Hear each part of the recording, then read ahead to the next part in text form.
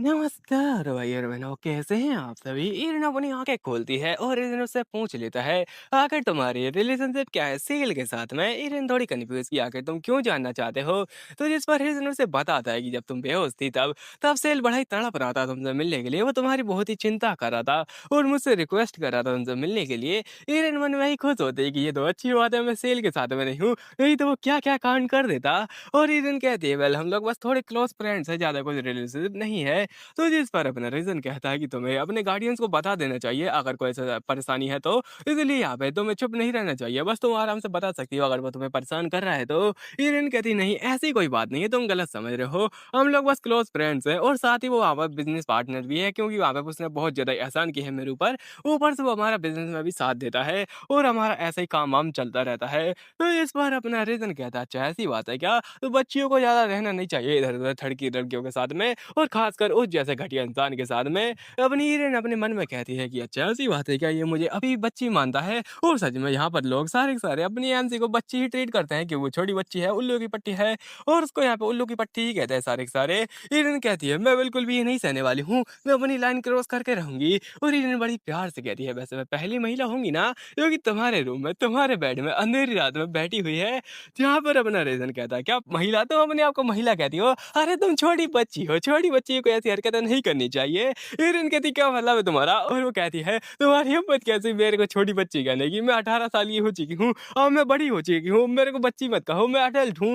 इस पर हिरन बड़ी प्यारी लाइन कहता है, और वो कहता है, अगर तुम सच में एक लड़की होती तो मैं अभी तक बेड तोड़ चुका होता और तुम्हें भी। और हिरन कहती, क्या मतलब इसका? पूरी शर्मा आती है जब उसको रियलाइज होता है कि उसने क्या कहा है। और हिरन कहता है, देखा देखा तुम्हें भी समझ में नहीं आया ना ही व्यूअर्स को आया होगा, इसीलिए तो मैं कहता हूँ कि तुम अभी बच्ची हो, अकल की कच्ची हो, भोली-भाली हो। हिरन थोड़ी शर्मा रही होती है जो उसका मतलब था उसको समझकर, और वो कहती है, भगवान ये क्या कर डाला मैंने? और लाल-पीली हो जा रही होती है क्योंकि उसने उसको बच्ची बोला होता है। और हिरन कहता है, तो छोटी बच्ची तुम्हें ऐसी हरकतें नहीं करनी चाहिए, भूल कर भी नहीं, और उन जैसे लोगों से पंगा नहीं लेना चाहिए। हिरन तो बेचारी सदमे में ही चली जाती है इन बातों को सुनकर। वो कहती है, मैं कोई छोटी बच्ची नहीं हूँ, प्लीज़ मेरे को छोड़ो। फिर छोटी बच्ची बनकर उसके साइड में बैठ जाती है आराम से, और उससे पूछने लगती है, वैसे तुम्हारी एज क्या होगी लगभग? मैंने सुना है कि यहाँ पे जो हाई मास्टर होते हैं वो यहाँ पे जब अपनी एज में आ जाते हैं, जब वो हाई मास्टर बन जाते हैं तो उनकी एजिंग रुक जाती है, मतलब वो बढ़ते नहीं है, उनकी उम्र वगैरह नहीं बढ़ती है।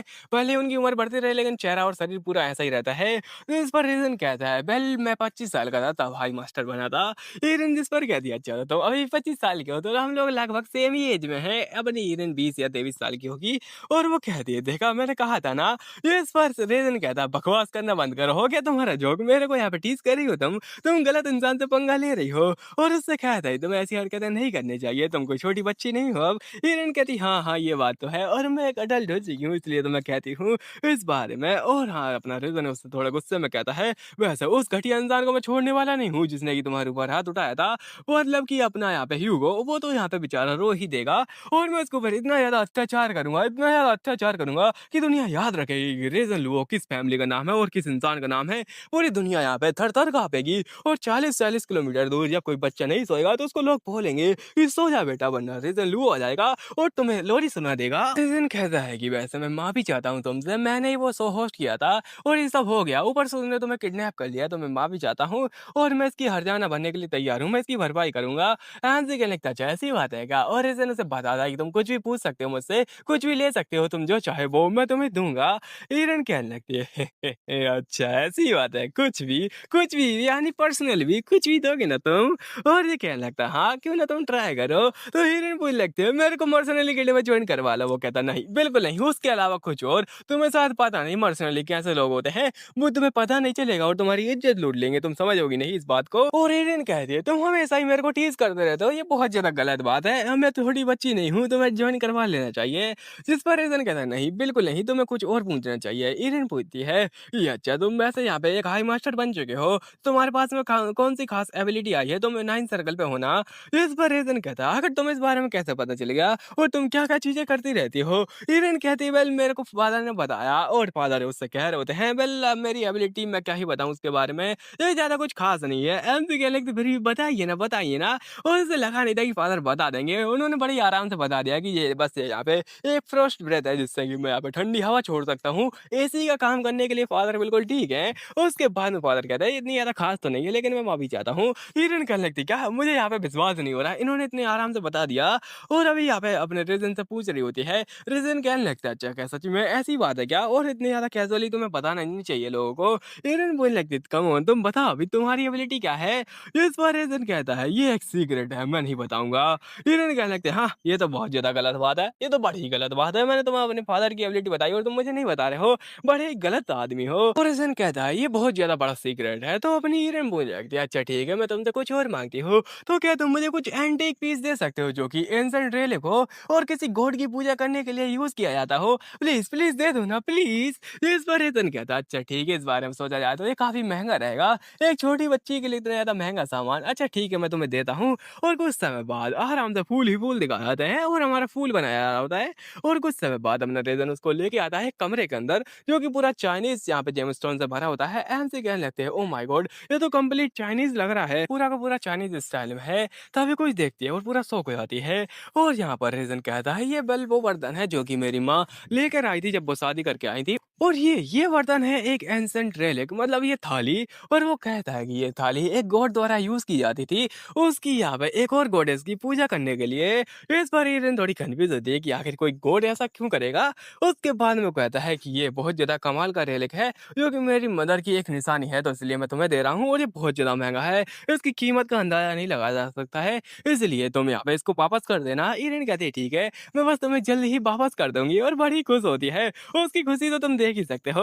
और अपने मन में कहती है, अच्छा तो इसका मतलब है कि यहाँ पे ये लोग भी उसी गॉड की पूजा करते हैं जिनकी कि हम करते हैं। चलो ठीक है फिर। ओरिजिन कहता है, वैसे ये काफ़ी ज़्यादा इम्पोर्टेंट है, इसको तोड़ना-फोड़ना मत, जैसे कि तुम किसी और चीज़ के साथ में करती रहती हो। और अगर तुम्हें मेरी एबिलिटी देखनी है, तुम चाहती हो कि मेरी यहाँ पे 8 सर्कल की एबिलिटी देखो, तो तुम्हें उसके लिए 4th एवेन्यू में आना पड़ेगा। तो यहाँ पे अगले सप्ताह 9:30 बजे आ जाना, 9:30 बजे। अगर तुम मेरी एबिलिटी देखना चाहती हो तो एरिन शर्मा के लाल हो जाती है और कहने लगती है, क्या सच में? क्या तुम मुझे दिखाने वाले हो?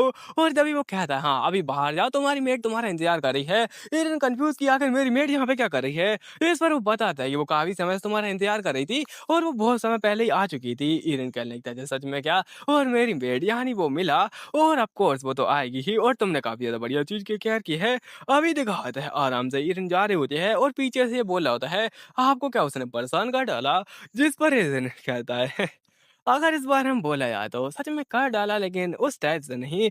और मैं भी शायद। और उसके बाद में ये कहने लगता है, वेल अगर उसके बारे में बात की जाए तो वो थोड़ी पगलेट लड़की है। एरन देर मैरियाना, वो थोड़ी पगलेट सी लड़की है क्योंकि उसको लोग पगलेट कहते हैं। उसके टीचर मेरे फादर है और वो यहाँ पे मेरी जो फियांस थी उसकी छोटी बहन है, तो इसीलिए मैं बस उसको एक छोटी बच्ची की तरह ट्रीट करता था। मेरे दिमाग में बस एक ही कंप्लीट क्लियर मेमोरी है उसके बारे में, वो है कि जब वो एक मेड के साथ में झगड़ा कर रही थी और ये लोग उधर टाइम पास कर रहे थे। और इस बंदे को याद रखना जो ब्राउन बालों वाला है। और एडेन कहते, तुम्हारे यहाँ पे घटिया मेड के चक्कर में ये सब हो रहा है। तुमने मेरे अंकल को बता दिया कि मैं क्या कर रही हूँ, मैं एक लड़के से मिलने जा रही हूँ। इसी वजह से जो मेरे अंकल थे उन्हें ना मेरी पॉकेट मनी काट दिया, अब मेरे को कुछ भी नहीं मिलेगा, मेरे अलाउंस छीन लिए गए हैं तुम्हारे चक्कर में। तुम किस प्रकार की घटिया मेड हो, तुम्हारी हिम्मत कैसे हुई? निकल जाओ यहाँ से मेरी नजरों के सामने से।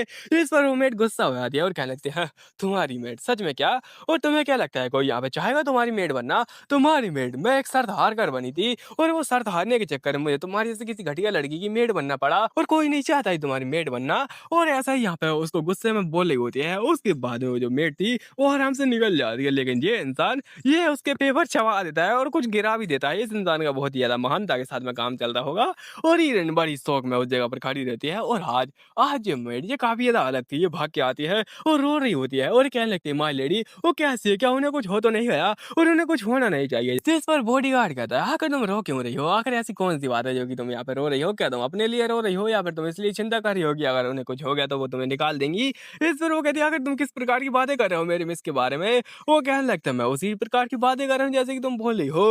वो कहने लगती, तुम्हारी हिम्मत कैसे ये कहने की, और किसी मास्टर की तुम्हें बेइज्जती नहीं करनी चाहिए। और क्या होगा अगर मैं तुम्हारे यहाँ पे मास्टर को एक नंबर का चोर उचक्का इंसान बोलूँ, तो क्या तुम्हें बुरा नहीं लगेगा? मैं कह रही हूँ मेरे यहाँ पे मिस कहाँ पर है, आकर मुझे उनसे मिलना है। इस पर बॉडीगार्ड थोड़ा शौक हो जाता है कि इसको कैसे पता चलेगा कि मेरी मास्टर एक नंबर के चोर चोरू चक्के हैं और ये तो राज़ की बात थी। और वो कहने लगता है, अच्छा ठीक है, शांत हो जाओ। मैं तो बस इसलिए बोला था कि तुम्हें यहाँ पे चिंता नहीं करनी चाहिए, तुम्हें रोना नहीं चाहिए। और मिला कहती, तुम्हारी हिम्मत कैसे हुई मेरे मास्टर के बारे में ऐसी बातें करने की? दोबारा हिम्मत भी मत करना इस बारे में बोलने की।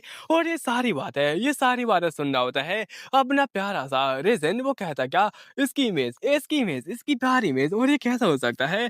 आखिर ये कैसा हो सकता है? और अभी ये बोल रहा होता है, आखिर इसमें यहाँ पे नहीं बात किया है। और ऐसा हो सकता है कि वो मेड बस थोड़ा बहुत यहाँ पे गिर गई हो, मतलब कि यहाँ पे पैसों के पीछे सब लोग पागल होते हैं, इसलिए वो ऐसा दिखा रही हो। इस पर वो कहता है, हाँ, तुम कभी समझोगे नहीं। और तुम्हें क्या लगता है ऐसा कौन-सा बिहेवियर है जो कि यहाँ पे इंसान कितना भी बदल जाए, लेकिन उस बिहेवियर को बदल नहीं सकता है? और ये उस टाइम की बात है, ना कि अभी की। वो कह रहा होता है, बताओ ऐसा कौन-सा बिहेवियर है जो कि इंसान बदल नहीं सकता है कभी भी? जिस पर वो कहता है, वेल मेरे को नहीं पता। जिस पर अपना रीज़न उसे बताता है, वो है एक स्लेव को स्लेव की तरीके से ट्रीट करने का।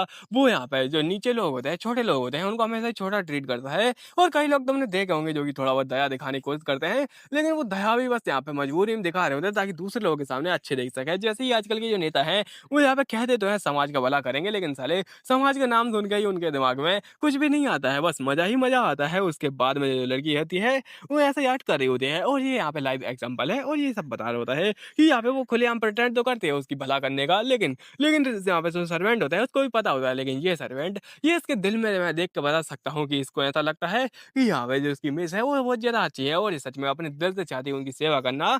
इस पर बॉडीगार्ड कन्फ्यूज़ किया, आखिर आपने वो देख तो नहीं लिया क्या? आप यहाँ पे मेरे से नाराज़ हैं? इस पर वो कहता है, नहीं, और उसने मेरे को चोरू चक्का कहा था, मैं जानता हूँ, मैं एक नंबर का चोरू चक्का हूँ। और हाँ, ये सीक्रेट बात है, किसी को भी बताना मत। और वो कहता है, इसलिए तो मैं उसके बारे में सोचता हूँ। वैसे इस बारे में बोला जाए तो मेरे को भी नहीं पता कि आखिर मैं किस चीज़ के पीछे हूँ। और अभी दिखाता है 1 वीक के बाद में, और अपनी एमसी की कैरेज चल रही होती है आराम से। एमसी उसी सिस्टम विंडो को देख रही होती है और कहती है, बस थोड़ा ही समय बाकी है, उसके बाद मेरे को मिलेगी 300 फेम और मेरे मजे ही मजे, मुझे कुछ खास रिवॉर्ड मिलने वाला है। ये तो कमाल की बात है ना। और बात किया उन चीज़ों के बारे में जहाँ पर कि अपनी एमसी ने सेल वेल की थी, तो उसकी वजह से जो ग्रैंड मदी वो बड़ी खुश थी और उसकी भर भर के तारीफ की थी। और यहाँ पे लोग भी अपनी एमसी के लिए तालियां बजा रहे थे, जिस वजह से एमसी की रिस्पेक्ट और भी ज्यादा बढ़ गई। और ये है द रिस्पेक्टेड एमसी, जिसको कि बहुत सारा पैसा भी मिल गया, और ये पैसे के ऊपर ही नाच रहे होते हैं, जिसके अंदर इसके यहाँ पे ग्रैंड माँ और फादर होते हैं। और वो लोग भी मजे कर रहे थे, दारू वारू पी रहे होते हैं, और कहने लगते हैं मजा ही आ गया। और अपना बॉडीगार्ड कहने लगता है, चलो ठीक है, हम लोग पहुंच चुके हैं। और हीरोइन कहने लगती है, हाँ, हम लोग यहाँ पर पहुंच चुके हैं, ये कमाल की जगह है। और ये यहाँ पे 4th एवेन्यू है, और ये वही कमाल की जगह है जहाँ पर कि मेरे को कमाल दिखने वाला है उस इंसान का जिसने की धमाल मचाया था, यानी कि अपने रीजन कहा। और वो कहने लगती है, आखिर ये शोर कहाँ से आया? और रुको जरा, ये क्या चल रहा है? यहाँ पर वही होता है ह्यूगो पर्सोना। और ये क्या होता है, तुम्हारी हिम्मत कैसे हुई घटिया डॉक्टर, तुम यहाँ पे बोल दो कि तुम पर्सोना फैमिली का कोई भी इलाज कर सकते हो फ्री में, और तुम बकवास कर रहे हो। अभी तुम घर में घुस चुके हो, क्या तुम अपनी नर्स के साथ में टाइम पास कर रहे हो? और बाहर निकलो, हमारे यंग मास्टर को ट्रीट करो, उनको बहुत ज्यादा खुजली हो रही है बेचारे को। और यहाँ पे ये लाल हो चुकी होती है इसकी आंखें, हम जिसको देख के हंस रही होती है और कहने लगती है, तो ये है उसकी एबिलिटी। अब मैं समझी, तो वो खुजली करवा सकता है लोगों को, ये है उसकी एबिलिटी, वो पॉइजन कर सकता है लोगों को। ये तो कमाल की बात है। ये रीजन की एबिलिटी समझ रही होती है कि ये उसकी एबिलिटी है, तभी वो कुछ देखती है और थोड़ा शौक हो जाती है। यहाँ पे लोग चिल्ला रहे होते हैं, ओ माय गॉड, ये क्या हो गया, ये क्या हो गया?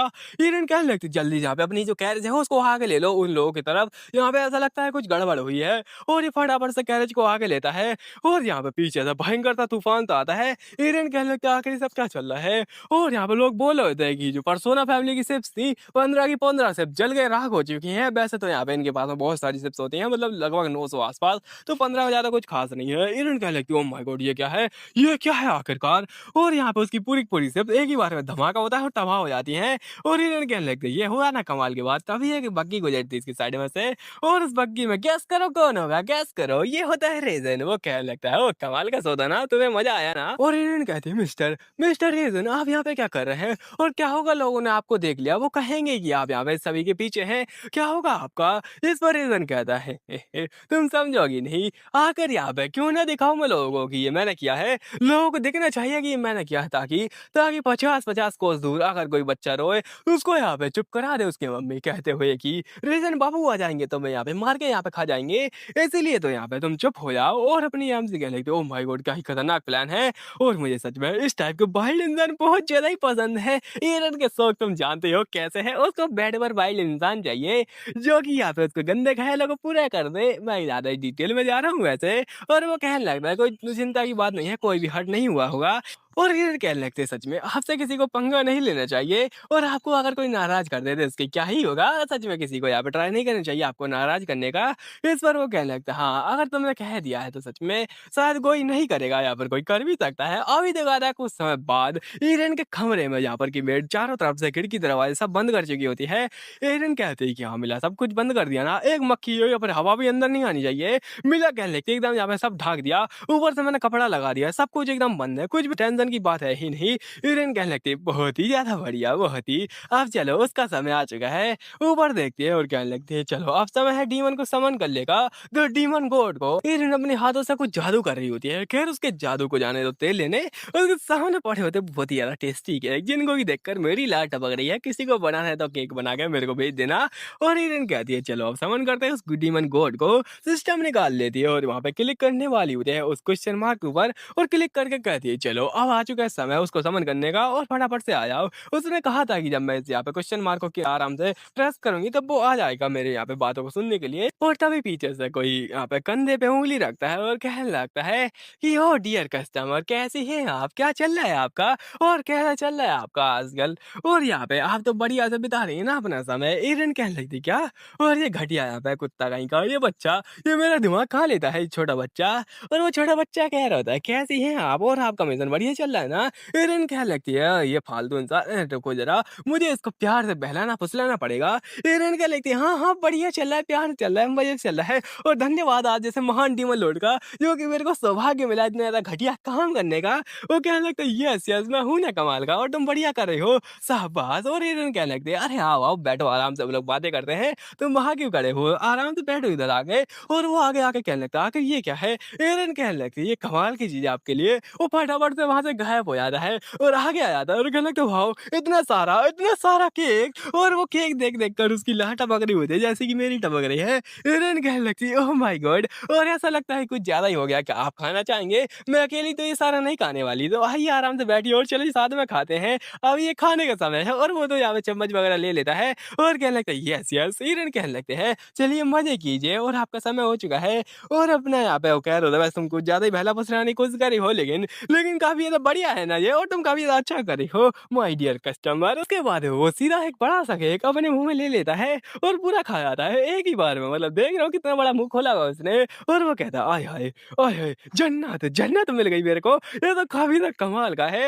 एरन कहने लगती है कमाल का तो होगा ही इसके अंदर मैंने यहाँ पे इसके अंदर मैंने फिग मिला है फिग नहीं। ये कहने लगती है ये कमाल का है ना। और एरन कहती है कांग्रेचुलेशन मिस्टर सर्टयून डीमन गॉड आपने यहाँ पे अभी अभी डिवाइन टेबल वेयर से एक यहाँ पे सेक्रेट फिग फिग होता है जो अलग फ्रूट होता है उसका यहाँ पे केक खाया है। उसके अंदर बहुत सारे यहाँ पे मैजिक बना हुआ है ऊपर से ये क्रिएटर के द्वारा ब्लेस किया गया फ्रूट है। वो पूरा कंफ्यूज की ये क्या है आखिरकार। और क्रिएटर मतलब है कि यहाँ पे गॉड और डीमन और यहाँ पे गॉड के बीच में तुम जाते हो कैसा रिलेशनशिप चलता है। और ये पूरा कंफ्यूज की ये क्या हो गया। एरन कहने लगती है मजा आया ना आपको स्वाद तो आया होगा बढ़िया है ना आपको यहाँ पे पसंद आया ना। और ले और यहाँ पे कहती है कि यही तो कमाल है मेरी यहाँ पे अकल का। और सच में इविल है अपनी ईरेन और सच में क्या ही इविल इंसान है। और ईरेन बता देगी उसको इस बारे में कैसा पता चल गया। तो जैसे ही उसको एक बुक मिली थी ना वो यहाँ पे कमाल के खाना बनाने वाली किताब जो कि यहाँ पे डिलीशियस फूड बनाती है वो उसी के अंदर जैसा कि अपने सेल के बारे में उसको इलाज पता चला था तो उसी के अंदर इसके बारे में भी लिखा गया था कि ये फिग होता है वो बड़ा ही खतरनाक होता है इन लोगों के लिए। और जो सीक्रेट यहाँ पे फूड होता है वो भी और इनको फल और यहाँ पे साथ ही साथ स्वीट्स वगैरह नहीं खानी चाहिए डीमंस को। लेकिन हाँ फिर भी इनकी लाह टपकती है खाने के लिए इसलिए अपनी ईरिन ने उसको यहाँ पे उसको ये फिग का केक बना के दे दिया। सारी चीजों के अंदर फिग था यानी कि टेबल भी बढ़िया डिमांड थी उसी के साथ में फिग का केक। बेचारे डीमन की तो यहाँ पे छींक निकल जाती है। और एमसी कहने लगते भले ही कोई डीमन गॉड होगा लेकिन यहाँ पे इसकी दुश्मनी क्रिएटर के साथ में तो होगी ही इसलिए ये यहाँ पे रो ही देगा। और वो रो भी देता है और कहने लगता नहीं नहीं मेरे साथ अन्याय हुआ है ये बहुत ही ज्यादा गलत चल रहा है। कोई यहाँ पे अगर इसको देख लिया तो वो क्या कहेगा मेरी पूरी इज्जत मिट्टी में मिल जाएगी। अरे नहीं क्या होगा मेरा और लोग मेरे को यहाँ पे बहुत ही ज्यादा गालियां देंगे। ईरेन क्या लगती है आराम से गालियां सुनो पूरी जिंदगी भर मैं तो काफी ज्यादा खुश हूँ। और अपनी एमसी बड़ी खुश होती है क्योंकि उसने रिवेंज ले लिया इसके ऊपर इसी के चक्कर में ईरेन फंसी हुई है ना। तो वो कहती है वेल अगर आप यहाँ पे मेरी कुछ बातों को मानेंगे तो ये बात है इस कमरे से बाहर नहीं जाएंगी क्योंकि चारों तरफ यहाँ पे खिड़की दरवाजे सब बंद है। और वो कहने लगते, क्या? क्या बंद दरवाजे के अंदर की बात है, बंद ही रहेंगी? हिरन कहने लगते, यस यस ऑफ कोर्स। तो वो कहने लगता, आखिर वैसे तुम्हें चाहिए क्या?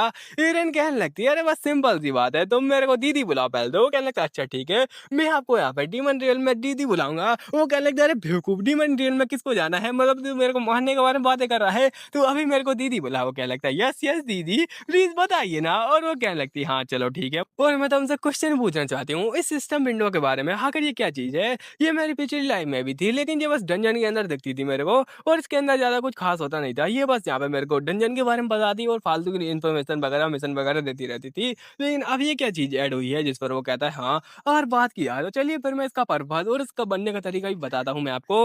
और ये दरअसल बहुत ही ज्यादा बड़ा बिजनेस है जो कि हम लोग यहाँ पे डंजन के अंदर यूज करते हैं। मोस्टली हम लोग यहाँ पे ये सब बस एंटरटेनमेंट के लिए करते हैं। हिरन के लिखते, अच्छा तभी तो यहाँ पे डंजन के अंदर ये सब होता है, क्योंकि डंजन मैनेजमेंट का काम दरअसल डीमंस का ही होता है। और हिरन कहने लगते हैं, ये तभी आता था जब यहाँ पे एकदम मेन टाइम होता था, जब मेरे को मिशन की जरूरत पड़ती थी या फिर एकदम मैं फ्री बैठी रहती थी, तब तब यहाँ पे एकदम एक्जैक्ट टाइम पे ये आता था। इसका मतलब ये है कि मेरे को ये ठरकी लोग मेरे को देखते रहते थे 24 घंटे। और ये अपनी हिरन ने खुद ने बोला था कि ये लोग ठरकी है एक नंबर के, और ये ठरकी ठरकी कहाँ कहाँ देखते होंगे।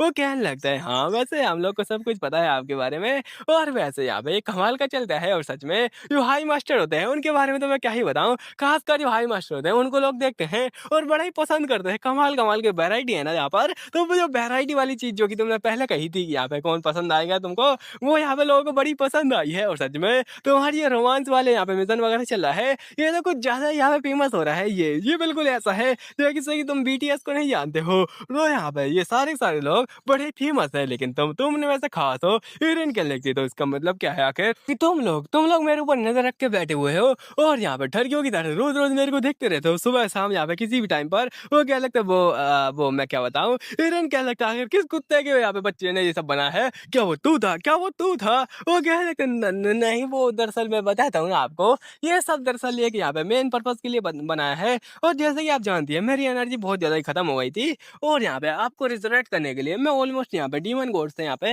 एक नॉर्मल सा डीमन बनने वाला था, लेकिन इस शो ने मेरे को बचा लिया। ये शो ये बहुत ज्यादा हिट हुआ है आपकी वजह से और आपके मिशन की वजह से, क्योंकि आप ही इतने कमाल की हिरन कह लगते। इसका मतलब ये है कि तुम कुत्ते कहेंगे, तुम मेरा यहाँ पे लाइव शो दिखा रहे हो उधर को, और तुम्हारी हिम्मत कैसे, और ये बहुत ज्यादा हो चुका है। वह सब तुम यहाँ पे ये सब क्या कर रहे हो? और ये कहने लगता, अरे ये बहुत ज्यादा एंटरटेनिंग है, आप शायद जानती नहीं है, ये तो यहाँ सबसे ज्यादा फेमस और पॉपुलर शो बन चुका है। और जो डीमन एनर्जी है वो पूरी फ्लड करने लगती है इसको देखकर ही। ये शो इतना ज्यादा यहाँ पे कमाल का चलता है, यहाँ पे इसकी भाड़ा है रे डीमन एनर्जी की, और ये कमाल का है ना पैसा, और यहाँ पे एनर्जी भी।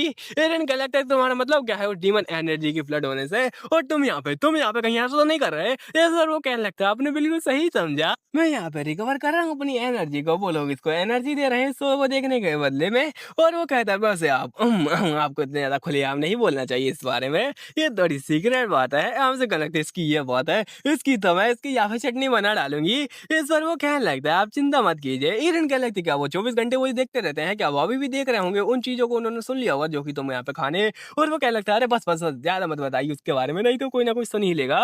वैसे ये लाइव नहीं चलता है, ये लाइव दरअसल यहाँ पे मेरे द्वारा चला जाता है, तो मैं यहाँ पे एडिटिंग कर लेता हूँ जैसे कि यहाँ पे मैं करता हूँ। तो मैं भी एक नंबर का डीमन हूँ तुम कह सकते हो। जैसे कि यहाँ पे मैं पहले तुम्हारा पूरा शो देखता हूँ, वो सब कुछ ऊपर से नीचे तक पूरी मानव पढ़ लेता हूँ, उसके बाद में उसको एडिट वगैरह करता हूँ आराम से, यहाँ पे रिकॉर्डिंग वगैरह करता हूँ, और यहाँ पे मजे से उसको मेरे तरीके से यहाँ पे डाल देता हूँ। तो यहाँ पे जो लोग होते हैं उनको काफी ज्यादा पसंद आता है, और इसका मतलब क्या है कि आप लोग भी डीमंस है, क्योंकि आप भी कमाल का शो देखते हैं ईरेन का। और ईरेन क्या लगती है सच में, और आकर उस बारे में क्या जो कि यहाँ पे फेम 300 होने वाली थी उसके बारे में क्या खास है, तो वो बताने लगता है दरअसल यहाँ पे रीजन से रिलेटेड है। और जो रीजन है ना वो हमारा सबसे ज्यादा फेवरेट इंसान है अभी तक, लेकिन तुम यहाँ पे मोस्ट फेवरेट बन चुकी हो, तुम्हारा तो कमाल का चल रहा है। रीजन कहने लगती है, अच्छा वैसा ये बात तो ठीक है, और आकर उस बारे में क्या, वो प्रिंस के बारे में क्या तुम उसको नहीं देखते? वो कहने लगता है, उसके बारे में बात ही मत करो, बड़े घटिया इंसान है, इतना ज्यादा रूड है, कोई उसको देखना पसंद ही नहीं करता है, सारे लोग उसको हेट ही करते हैं। हीरोइन कहने लगती, हा हा हा हा, इतनी ज्यादा खुशी की बात क्या ही हो सकती है, और वो पागलों की तरह हंस रही होती है, और कहने लगते हैं उस घटिया इंसान को कौन ही पसंद करेगा है। और यहाँ पे उसकी इज्जत तो बड़ी गिरी हुई है डीमन रियल में, लेकिन असली बात ये होती है कि उससे जलन करता है कि वो इतने ज्यादा हैंडसम है। और हीरोइन कहने लगते हैं, चलो ठीक है फिर इस बारे अब मुझे देखना पड़ेगा, और कमाल का है ना ये तो चलो क्यों ना तुम मेरे को वो एबिलिटी दो जो कि मेरी पिछली लाइफ में थी, यानी कि वो डीमन लाइब्रेरी वाली। और वो कहने लगता है क्या सच में वो आपको चाहिए? लेकिन यहाँ पे बहुत ज़्यादा हार्ड रहेगा। एरन कहने लगती है क्या हार्ड रहेगा? वो यहाँ पे मेरे को वो एबिलिटी चाहिए जिससे कि मैं रीज़न लोगों की फैमिली को बचा सकूँ। इस पर वो कहने लगता है वेल मेरे को एनालाइज़ करने दो रुको ज़रा इसके लिए तुम्हें अपनी डेड बॉडी चाहिए होगी। एरन कहने लगती है क्या बकवास कर रहे हो तुम? और आखिर मेरी डेड बॉडी कहाँ से मिलेगी तुम्हें? और यहाँ पे अपनी इरकाना की रियल डेड बॉडी उसको चाहिए होगी। इसको ही देख के अपनी एमसी पूरी कंफ्यूज़ हो जाती है कि आखिर वो डेड बॉडी कहाँ से लेकर आएगी। और अगर तुम्हें याद ना हो तो ईरन की जो डेड बॉडी है यानी इरकाना की वो पूरी तरीके से टूट-टूट कर टुकड़े-टुकड़े हो चुकी है, उसका क्रिस्टल बन चुका है। और इसी बात पर अपनी एमसी चिल्ला भी दे दी अगर वो कैसे मिलेगी, उसके तो पूरे क्रिस्टल बन गए और कहीं पड़े होंगे यहाँ पे निरम के अंदर। इस पर वो कहता है आप चिंता मत कीजिए, जिस बंदे के साथ में हमारा कॉन्टैक्ट हो जाता है, हम लोग उसका बॉडी भी डिटेक्ट कर सकते हैं, तो आप चिंता मत कीजिए मैं भी डिटेक्ट करता हूँ। और वो डिटेक्ट करता है, डिटेक्ट करने के बाद वो कहता है ओह माय गॉड ये क्या बड़ी खबर है, आपके जो क्रिस्टल है वो कहीं यहाँ पे निरम के अंदर नहीं है बल्कि बल्कि वो तो इंपीरियल पैलेस के अंदर है। और ये दिखा रहा था कि यहाँ पर है वो, और ये इंपीरियल पैलेस में एकदम संभाल के रखे गए हैं। और अपनी ईरन के लगते क्या इंपीरियल पैलेस में, और यहाँ पर इन जो यहाँ पे इसके जो रेलिक होते हैं उनकी चीजें बना दी गई होती है, इनकी कुर्सी टेबल घड़ी वगैरह बना के यहाँ पे आराम से फैंसी बना के रखी होती है रूम के अंदर। ईरन के लगते ओह माय गॉड, और ये वही यहाँ पे स्टोन है जो कि इसके अंदर था ईरन के। और हमसे क्या लगता है ये कैसा हो सकता है, वो कुत्ते और घटिया लोग वो इसका कैसे यूज कर सकते हैं। वो यहाँ पे मेरी मेरी डेड बॉडी को एक बीज की तरह ट्रीट कर रहे हैं, वो मेरे को किसी शेर या फिर यहाँ पे किसी टाइगर की तरह ट्रीट कर रहे हैं, इसका वो सिर काट के रख देंगे इस जगह पर। वो कितने ज्यादा घटिया हो सकते हैं, और ये घटिया काम कि सिर्फ एक ही हरामी एक ही कुत्ता मनुष्य कर सकता है, वो है वो कुत्ता प्रिंस। उस कुत्ते की हिम्मत कैसे ये सब करने की, उस पागल कुत्ते को मैं छोड़ूंगी नहीं, और मैं उसको छोड़ूंगी नहीं, उसकी हड्डियां पसली तोड़ डालूंगी। इस पर ये कह लगता है अच्छा ठीक है अब मेरा भागने का समय आ चुका है, बाय बाय। और अपनी हीरोइन बहुत ज्यादा थकी हुई होती है, वो कह लगती है हाँ मेरा दिमाग ही खराब हो चुका है, और अब आखिर मैं यहाँ पे इंपीरियल पैलेस में जाकर वो कैसे लेने वाली हूँ। अगर ये नीरव में होता तो मैं आराम से जाके ले आती, लेकिन अब मैं क्या कर सकती जगह पर। और यहाँ पे वो डीमन लॉर्ड सारे केक ठूस के गया है, भले ही थोड़ा बहुत छोड़ गया, लेकिन कतई लालची इंसान तो वो है। और अपनी एमसी कहने लगती है अब मेरे को क्या करना चाहिए इस बारे में, क्या करूँ मैं, इतना यार दुख हो रहा है मेरे को, और मेरे को कुछ ना कुछ रास्ता ढूंढना पड़ेगा जिससे कि मैं इंपीरियल पैलेस में घुस पाऊँ। और तभी यहाँ पे इसका मिशन थोड़ा चेंज हो जाता है, इसको अपने यहाँ पे जो फ्रेगमेंट होता है माना क्रिस्टल वगैरह वो ढूंढना पड़ेगा। तभी उसकी मेड आते हैं और कहने लगते हैं आपके पास में कोई आया है। ईरन कहने लगती कौन आया है, जल्दी उसको भेज दो अंदर। और यहाँ पे आ रही होती कोई भाग के लड़की, और वो कह रही रास्ते से हट जाओ, तुम क्या बकवास कर रही हो, मेरे सामने खड़ी होने की तुम्हारी हिम्मत कैसे हुई, और जल्दी से आ जाने मेरे को। और ये कहने लगते हो हेलो यहाँ पे क्या चल रहा है तुम्हारा ईरन, काफी समय हो गया तुमसे मिले हुए। और ये आती है और कहती है काफी समय हो गया तुमसे मिले हुए, कैसी हो ईरन। ईरन कहती है आखिर तुम यहाँ पे क्या कर रही हो, तुम्हें क्या काम है। इस पर वो कहती है ओहो हो, मैं तो दरअसल ये पूछने आई थी कि क्या तुम यहाँ पे बॉल के अंदर नहीं जाने वाली जो कि इंपीरियल पैलेस रखने वाला है। ये कहती है क्या कौन सा बॉल। इस बार अपनी यहाँ पे कजन बताती है कि क्या तुम भूल चुके हो, जो इंपीरियल पैलेस है वो यहाँ पे हर साल न्यू ईयर पे एक बॉल लगता है जिसके अंदर बहुत सारी नोबल फैमिलीज के लोग आते हैं इंपीरियल पैलेस में और पार्टी मनाते हैं। और खासकर जो यंग जवान लड़कियां होती हैं और लड़के वो आते हैं। और मैंने सुना है कि जो सिंगल लोग होते हैं उनके लिए इवेंट बहुत ही ज़्यादा बढ़िया होता है, और ये तो बिल्कुल उनके लिए अपॉर्चुनिटी होती है ताकि वो किसी के साथ में मिल पाए। और इसीलिए मैं जाना चाहती हूँ इस इवेंट के अंदर, प्लीज़ प्लीज़ इस बारे में कुछ सोचो ना। और ये कहती है आखिर तुम मेरे से यहाँ पे बात करने क्यों आई हो, तुम तो खुद से भी आ सकती हो ना, तुम्हारे पास क्या पैर नहीं है। जिस पर वो कहती है कि वेल दरअसल जो हमारी ग्रैंड माँ है उन्होंने सबको मना किया है कि इस पार्टी के अंदर कोई भी नहीं जाएगा, क्योंकि क्योंकि उनको ऐसा लगता है कि जो हमारी फैमिली है उसकी बहुत ज़्यादा ही बेइज्जती की हुई है, और यहाँ पे जो प्रिंस है हमसे नाराज़ हैं, इसलिए कोई भी उस पार्टी के अंदर नहीं जाएगा। और इसलिए मैं तुमसे चाहती हूँ कि तुम यहाँ पे उनसे यहाँ पे कहो कि तुम चली जाओ और तुम्हारे साथ में मैं भी चली जाऊँ। ईरन कहने लगती है अच्छा ऐसी बात है क्या, तो आखिर तुम मेरे पास में क्या आए हो, और चलो ठीक है मैं इस बारे में देखूंगी। और ईरन अपने मन में कहती मैं तो सोच ही रही थी कि प्रिंस से कैसे मिलूँ और वहाँ पे वो चोरी कैसे करूँ, ये तो मेरे को सीधा अपॉर्चुनिटी देके आ गई। और वो कहती है अच्छा ठीक है तो फिर प्लीज़ इस बारे में सोचना।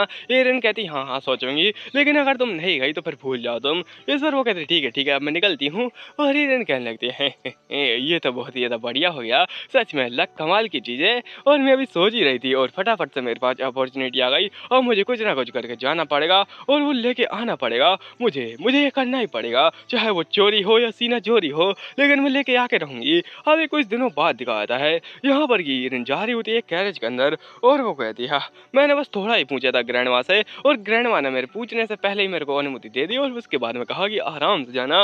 मैं भी बड़ी कन्फ्यूज हो गई आकर उन्होंने इतनी जल्दी ये यहाँ पे परमिशन क्यों दे दी। पर तभी वो सामने देखती है और वो कहती है मेरी चैप्रियन है हाई प्रेस्टेज थेरीज, और ये होती है वो हाई प्रेस्टेज, और ये बड़ी अच्छी औरत है। और वो कहती है कि ये सच में बड़ी कमाल की लेडी है। और जो उसकी कजिन थी वो कहती है कि ये बहुत ज़्यादा बकवास करती है, यहाँ पे ज्ञान फैलती रहती है मुझे रिलीजन के बारे में, इसलिए यहाँ पे मुझे संस्कार वगैरह नहीं सुनना है इसके मुँह से, इसलिए मैं तो चली अलग कैरेज में। ईरिन कहती है वो बेवकूफ़ कहेंगी, वो नहीं जानती कि कितनी ज़्यादा बड़ी अपॉर्च्युनिटी हो सकती थी उसके लिए, अब ये मेरा हुआ। और यहाँ पे ईरिन कहती है रुको ज़रा, उस बार में तो वो भूल ही गई जो उसकी कज़न थी, उसने अपनी ईरिन को एक गंदा-सा कपड़ा दिया था जिसके के ऊपर डीमन सिंबल वगैरह बने हुए थे, और ये एक तरीके से यहाँ पे जो डीमन्स थे उनके कपड़े थे। एनसी कहने लगती है वो घटिया लड़की, उसकी हिम्मत कैसे ये करने की, मैं उसको भूल नहीं सकती हूँ, मैंने कुछ ज़्यादा ही अपने हाथों को खुला छोड़ दिया था और अब मुझे देखना पड़ेगा। तभी तभी एक बैंडेज निकलती है और ये लेडी उस बैंडेज को पकड़े हुए बैठी होती है और वो कहने लगती है चलो ठीक है अब हमें आराम से चलना चाहिए, क्योंकि रास्ता बहुत ज़्यादा खराब है। और अपनी एमसी उस बैंडेज को देख के सोच रही होती है क्या ये अभी भी उस बैंडेज को लेके बैठी हुई है, और सच में ये लेडी ये यहाँ पे वैसे ही है जैसे पहली थी, कुछ साल पहले का सीन दिखाया था, यानी कुछ सालों का। यहाँ पर की अपनी इरफाना आराम से बैठी हुई थी थकी हारी, और ये उस टाइम का सीन है जब अपनी एमसी अरीना में लड़ती थी। तो यहाँ पे तभी आवाज आती कि हे लड़की अपना हाथ दो और मैं उसको ठीक कर दूंगी, और यहाँ पे फालतू में बैठे मत रहो। जिस पर अपनी इरफाना कहती है आखिर तुम कौन हो, और इतनी ज़्यादा रिच लेडी को क्या पड़ी है हमसे गरीब लोगों की, और तुम हमारी हेल्प क्यों करना चाहती हो। जिस पर वो कहती तुम तो जब बहुत ज़्यादा मुँह चलाती हो। अपनी इरफाना मन में कहती है कि ये पक्का ही कोई यहाँ पर रिच लेडी होगी जो कि यहाँ पे गरीबों के ऊपर दया दिखाने का नाटक कर रही है। पता नहीं इन लोगों को क्या ही यहाँ पे शौक पड़ा रहता है, शायद ये अपने एंटरटेनमेंट के लिए करते हैं। इस पर अपनी इरफाना यहाँ पे साफ साफ कह देती कि खैर भाड़ में जाओ, मेरे को कुछ नहीं करवाना है। और ये कहती तुम बहुत ज़्यादा बकवास करती हो, जो लाओ इधर हाथ दो, और उसका हाथ जबरदस्ती पकड़कर उसके ऊपर बैंडेज लगाने लगते हैं और कहते चुपचाप से शांति से बैठे रहो, मुझे बकवास करने वाले बच्चे बिल्कुल पसंद नहीं है। जैसे कि यहाँ पे मेरा जो एक्सप्लेनर है वो, और ये कहते कि चुपचाप से शांति से बैठी रहो। और इरफाना का चेहरा तुम देख ही सकते हो, उसकी खुशी के आंसू निकल रहे थे, खुशी के साथ ही वो दर्द था वो उसके भी आंसू निकल रहे थे, क्योंकि वो बड़ी जोर से पकड़ी हुई थी एमसी का हाथ। और वो कहने लगती सच में क्या हिपोक्रेसी ऐसी भी हो सकती है, और अगर ऐसी होती है तो सच में होने दो ऐसी। और वो कह रही होती चलो ठीक है अब तुम्हारा हाथ अच्छा हो चुका है, आराम से यहाँ पे इसके ऊपर गंदा पानी मत लगने देना और इसको साफ ही रखना। और इरफाना भी कहती है ठीक है, और उसको ये सब मूवमेंट याद आ रहे होते हैं। और वो कहती सच में हमारे जो ग्रैंड माँ है ना बड़ी स्मार्ट यहाँ पे महिला है, और जो लोरियाना यानी इसकी ग्रैंड माँ है उन्होंने इसको यहाँ पे जानबूझकर अपनी एरिन के साथ में रखा हुआ है, और ये दरअसल बहुत ज़्यादा बड़ी परिस्थिति है, इसलिए यहाँ पे अपनी एरिन के साथ में रखा गया है ताकि इसका रिलेशनशिप काफ़ी ज़्यादा बढ़िया हो जाए। और क्योंकि अपनी एरिन बदल चुकी है इसलिए अब अपनी एरिन सोच रही होती है क्यों ना मैं इससे पहले माफ़ी मांग लूँ जो भी मैंने पहले किए हैं उसके लिए। और यहाँ पे बोल भी रही होती है वैसे क्या चल रहा है तुम्हारा, और अपनी एम से कहने लगते हैं तो वो सही थी और अभी मुझे ये करना चाहिए, और अभी मुझसे इसे माफ़ी मांग लेनी चाहिए पहले कर्मों के लिए। और एरिन अपने यहाँ पे खड़ी होती है और झुक के माफ़ी मांगते हैं कि जो भी मैंने पहले यहाँ पे गलतियाँ की अपनी यहाँ पे बचपने में, तो इसलिए मैं माफ़ी चाहती हूँ उनके लिए। और अब ये समय आ चुका है कि हम लोग उन चीज़ों को छोड़कर आगे बढ़े। और यहाँ पे वो जो हाई प्रेस्टिज थी वो सोचती है कि ओह माय गॉड जरा देखो इसके लुक और इसका यहाँ पे अपीयरेंस, और पहले ज़रा देखो तो पहले ये भाग जाती थी इन चीज़ों को छोड़कर, फिर बाद में मुझे पता चला कि ये सब बस अपनी जो फैमिली है उसे छुपने के लिए करती है, ताकि उन जो घटिया लोग हैं जो कि यहाँ पे इसी की फैमिली को मारने के पीछे पड़े हैं और लोरियाना को मारने के पीछे पड़े हैं, उनसे बचने के लिए ये सब ऐसा नाटक करती थी। ओह माय गॉड बेचारी बच्ची सच में कमाल की है। ये कैरेज पहुंच जाती है और ड्राइवर कहता है चलो चलते हैं। इस पर उसकी जो यहाँ पे सिस्टर होती है या फिर कज़न होती है वो कहती है क्या हम लोग पहुंच गए, पहुंच तो जाना चाहिए, और ये क्या चल रहा है आखिरकार, मेरा दिमाग खराब हो चुका है। तभी एक भयंकर सा औरा निकलता है, इसके सामने खड़ी होती है अपनी प्यारी सी ईरिन बड़े गुस्से में, और उसको घूर रही होती है, ये अपनी आंखें चुरा रही होती है और कहने लगती है क्या हुआ आखिर, और बड़ी यहाँ पे कांप रही होती है, कहने लगती है आखिर मुझे क्या हुआ है, मैं अपनी बॉडी मूव क्यों नहीं कर पा रही। और ईरिन कहने लगती है तुमने बहुत ज्यादा बड़ी गलती की है, और ये कपड़ा तुमने यहाँ पे कहाँ से ये कपड़ा उठा लिया, और सच में क्या तुम्हें नहीं पता इस बारे में, और यहाँ पे मुझे बताओ आखिर ये सब क्या चल रहा है। इस पर वो कहती मुझे नहीं पता, और इस कपड़े के साथ में क्या कहते मुझे कैसे पता होगा। इस पर अपनी ईरन कहती है ये एक डेमोनिक कपड़ा है, तुम्हारी हिम्मत कैसे ये सब मेरे को देने की, और तुम यहाँ पे ये सब कर रहे हो, बताओ मेरे को किसने दिया है, मुझे पता है तुम इतनी ज़्यादा बेवकूफ़ हो, तुम यहाँ पे इसका इंतजाम ही नहीं कर सकती, तो बताओ मेरे को किसने ये कपड़ा दिया है। इस पर ये कहने लगते वेल वो और वो अपनी हीरोइन कहने लगते तुम्हें क्या लगता है तुम ऐसा वो करते हुए निकल जाओगी यहाँ से, तुम्हें बिल्कुल भी नहीं छोड़ा जाएगा, तुम्हारे साथ में बहुत ज़्यादा अत्याचार होगा, और हाँ क्या तुम्हें लगता है कि मैं तुम्हें ऐसे ही छोड़ दूंगी। इस पर वो कहती है वो सेलिन थी, उसने दिया था मेरे को ये कपड़ा। हीरोइन कहने लगते अच्छा सेलिन उसको तो मैं देख लूंगी अब मैं बाद में, और सेलिन कौन है वो हम लोग बाद में देखेंगे, और हीरोइन भी अभी उसको ठीक से जानती नहीं है। और हीरोइन कहती है बस तुम्हारे कपड़े के बारे में तुम भूल ही गई, तुम्हारा जो कपड़ा है वो भी वैसा ही है जैसा कि मेरा है। वो कह लेते क्या क्या मेरा भी डेमोनिक कपड़ा है, और इसको कुछ भी नहीं पता होता है क्योंकि ये तो बस एक प्यादा है। हीरोइन कहने लगती है तुम उसको चेंज भी नहीं कर सकती हो, क्योंकि ये तुम्हारे कपड़े हैं ना वो दरअसल मैंने सारे चेंज करके ऐसे ही जो कपड़े हैं वैसे ही रख दिए हैं, मतलब डेमोनिक वाले। वाले, तो अब तुम्हें सज़ा मिलेगी और अपना नाम खराब करो आराम जाके। मैं तुम्हारे नाम के ऊपर नाचूँगी और उसके कपड़े होते हैं वो सब के सब बर्बाद कर देती है हिरन और कहने लगती है bye bye, tata, good bye और अच्छे से जाना और तुम्हें मज़ा आएगा सफ़र के अंदर। ये बड़ी जल रही होती है और कहने लगती है इसकी तो मैं ये पागल लड़की इसको मैं छोड़ूँगी नहीं। और उसके बाद में दिखाया जाता है पार्टी के अंदर यहाँ पर के लोग बकवास करेंगे ऑब्वियसली और यहाँ पे अपना जो महाराज होता है वो टाइम पास करते हुए सोच रहा होता है कि अब मुझे क्या करना चाहिए, क्या करना चाहिए? उसके सामने काम पड़ा होता है लेकिन वो कर नहीं रहा होता, वो सोचे जा रहा होता है और तभी आके कोई कहता है कि माय लॉर्ड जो भी लोग थे वो आ चुके हैं और यहाँ पे आपके जो टॉप 10 फैमिली के लोग हैं वो आ चुके हैं, आइए और इनसे मिलिए। इस पर ये कहता है अच्छा अच्छा ठीक है अब चलो मिलना तो पड़ेगा उनसे और ये आगे जा रहा होता है आराम से इधर-उधर घूमते हुए और ये अपने जो ओरन होता है उसके साथ में होता है और ये तभी कुछ देखता है यहाँ पर के लोग बकवास कर रहे होते हैं और कह रहे होते हैं ओह माय गॉड वो उल्लू की पट्टी, अब तो मैं उसको पटा के रहूँगा सच में। वो यहाँ पे वो एक नंबर की गोड ऐसा दिखने में तो वो सच में कौन ऐसी ब्यूटी को नहीं चाहेगा और मैं ही शर्त को जीतूँगा और सारा का सारा पैसा मेरा होगा, वो लड़की भी मेरी होगी, मज़ा ही आ जाएगा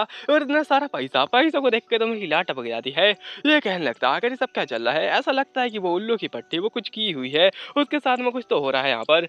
ये इस पर अपना ओरन बताता है कि दरअसल ये यहाँ पे एक सटकेल लोग हैं, इन्होंने दरअसल यहाँ पे शर्त लगाई है कि जो भी उसको अपनी ईरिन को प्यार में गिराएगा, उसके साथ में जो भी फ्लर्ट करेगा, वो यहाँ पे बहुत ज़्यादा पैसा जीतेगा और पैसा तो मेरे को दे दो, बाकी ईरिन जाते लेने, ईरिन नहीं चाहिए मेरे को। और ये प्रिंस कह रहा था अच्छा ऐसी बात है क्या?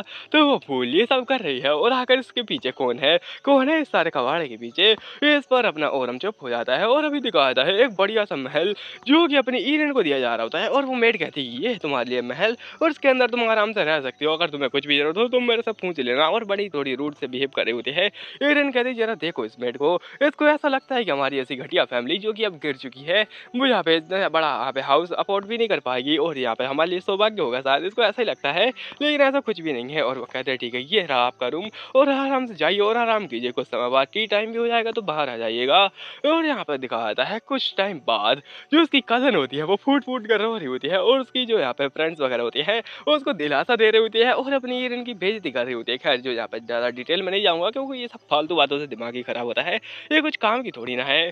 और ये ऐसी बकवास कर रही होती तभी अपनी ईरिन भी आती है जिसको देख के ही कह रही थी ओह जरा देखो तो वो बदनाम लड़की आ गई और उसकी फिर से बेइज्जती मारने लगती है। और ये लड़की कहने लगती है ओह ईरिन काफ़ी समय हो गया तुमसे मिले हुए और यहाँ पे क्या तुम मुझे भूल चुकी हो, कैसी हो तुम?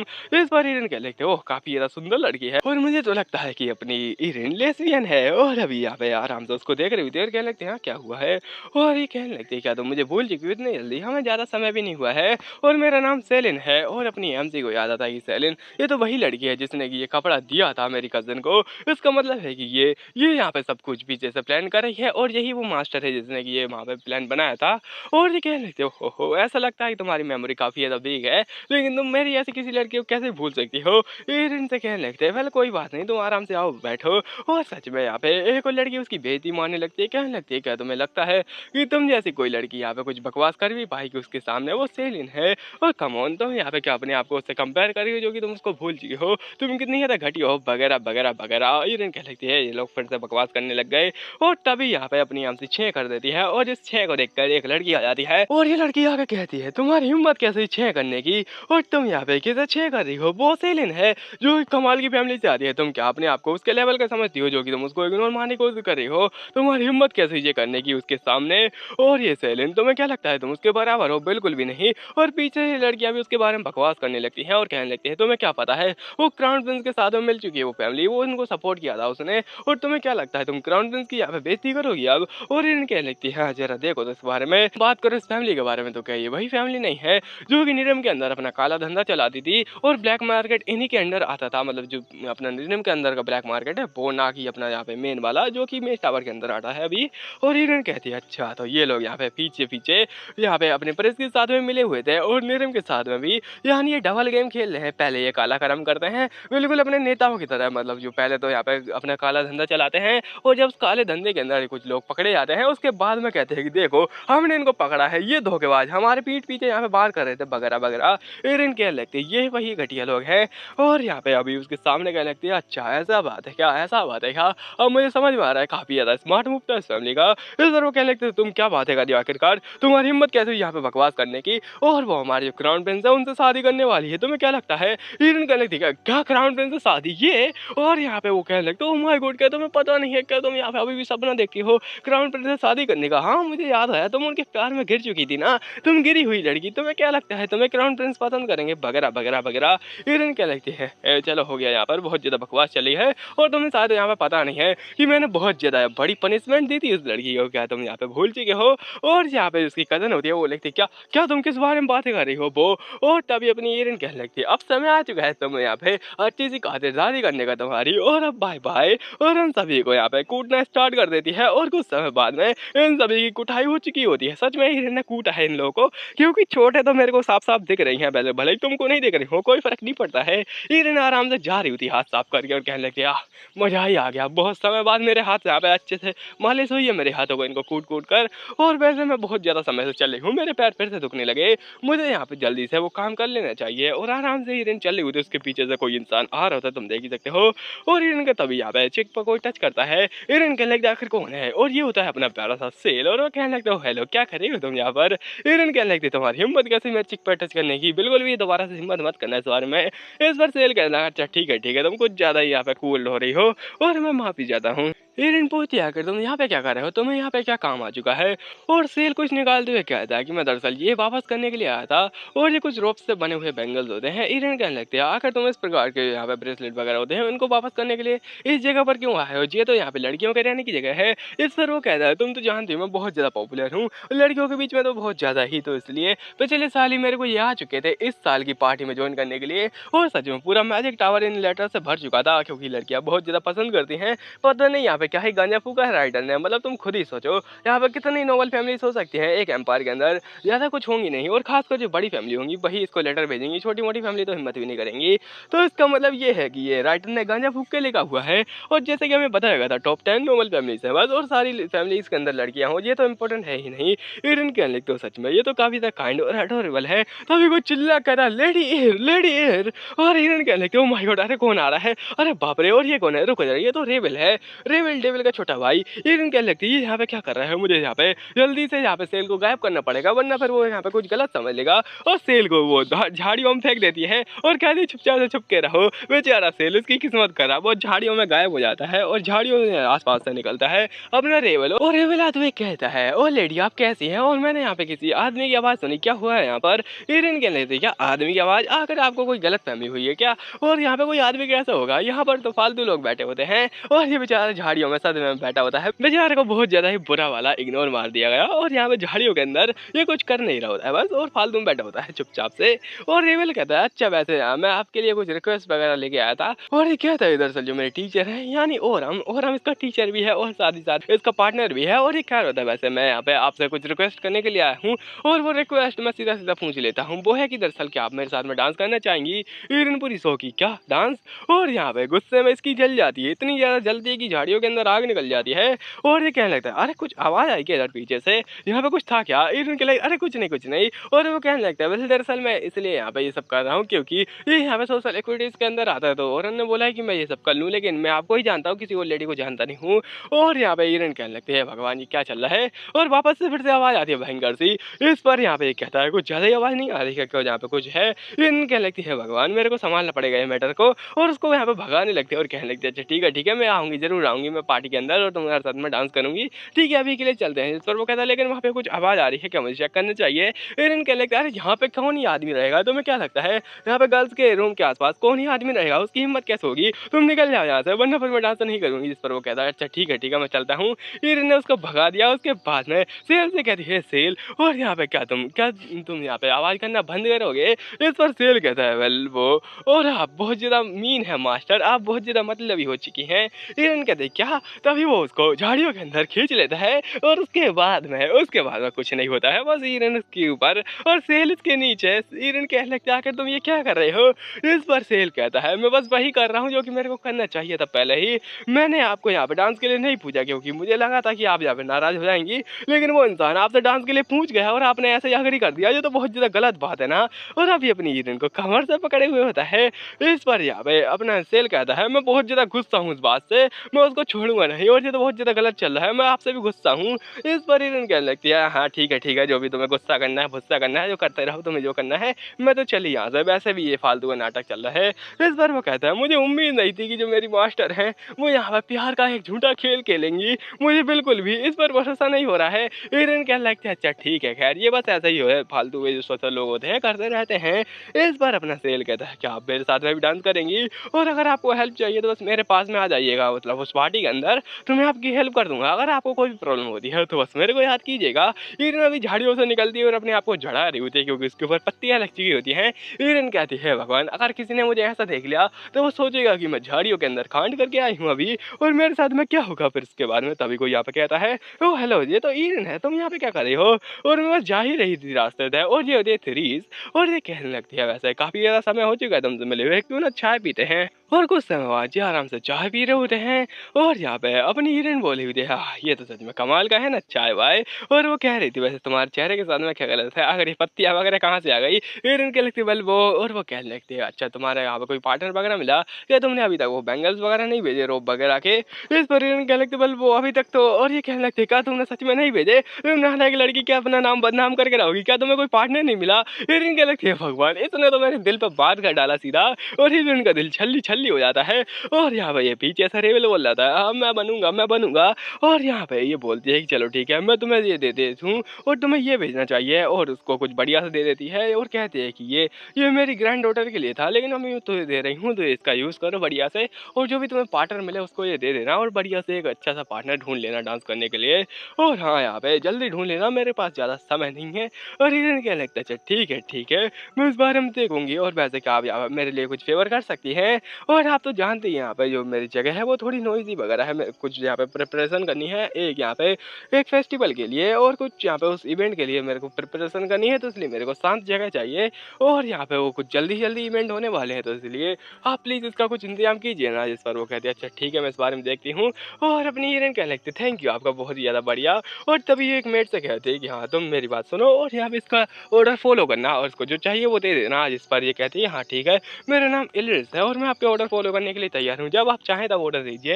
हिरन कहने लगती है, आपका बहुत ज़्यादा थैंक यू इस बारे में, और मैं यहाँ पे आपका धन्यवाद करती हूँ। और कुछ समय बाद दिखाता है, हिरन आराम से कुछ लेटर वगैरह लेकर आई होती है और कहने लगते हैं, एकमात्र कैंडिडेट है, लेकिन वो मैं उसी के साथ में डांस करना चाहती हूँ। मैंने इस बारे में पहले ही सोच लिया था, लेकिन अब मैं सोचती हूँ उस बारे में। यहाँ पर कि अपनी हिरन यहाँ पे उससे कहते हैं, क्या मैं पहली वूमन हूँ जो कि तुम्हारे कमरे में आई है और अपने रीजन उसकी बेइज्जती मार दिया था? तो हिरन कहने लगती है, वेल अब मैं उसको बदला लेकर रहूँगी, और अब मैं यहाँ पे अपनी लाइन क्रॉस करूँगी वापस से, और उसके बाद में मैं एक रियल अडल्ट की तरह उसके साथ में डांस करूँगी, और क्या ही चाहिए। और ये यहाँ पे बड़ी खुश होती है। ये लेटर पहुँच जाता है सीधा रीजन लुओ के यहाँ पे कमरे में, और ये कह रहा होता है, आपके लिए एक बढ़िया सा लेटर आया है जो कि डांस पार्टी के लिए आया है वापस से। जिस पर वो कहता है, इसको भी कैंसिल कर दो, कोई जरूरत नहीं है मेरे को यहाँ पे दिमाग खराब करने की। जिस पर उसका बॉडीगार्ड कहता है, आपको फिर से सोच लेना चाहिए, हो सकता है आपको वापस से मौका ना मिले। ये लेडी हिरन दे मेडियाना की ओर से आया है, इसका बॉडीगार्ड भी बड़ा तेज है और इसका बॉडीगार्ड हैंडसम भी है। क्या आपको ये बॉडीगार्ड चाहिए? कमेंट में जरूर बताना।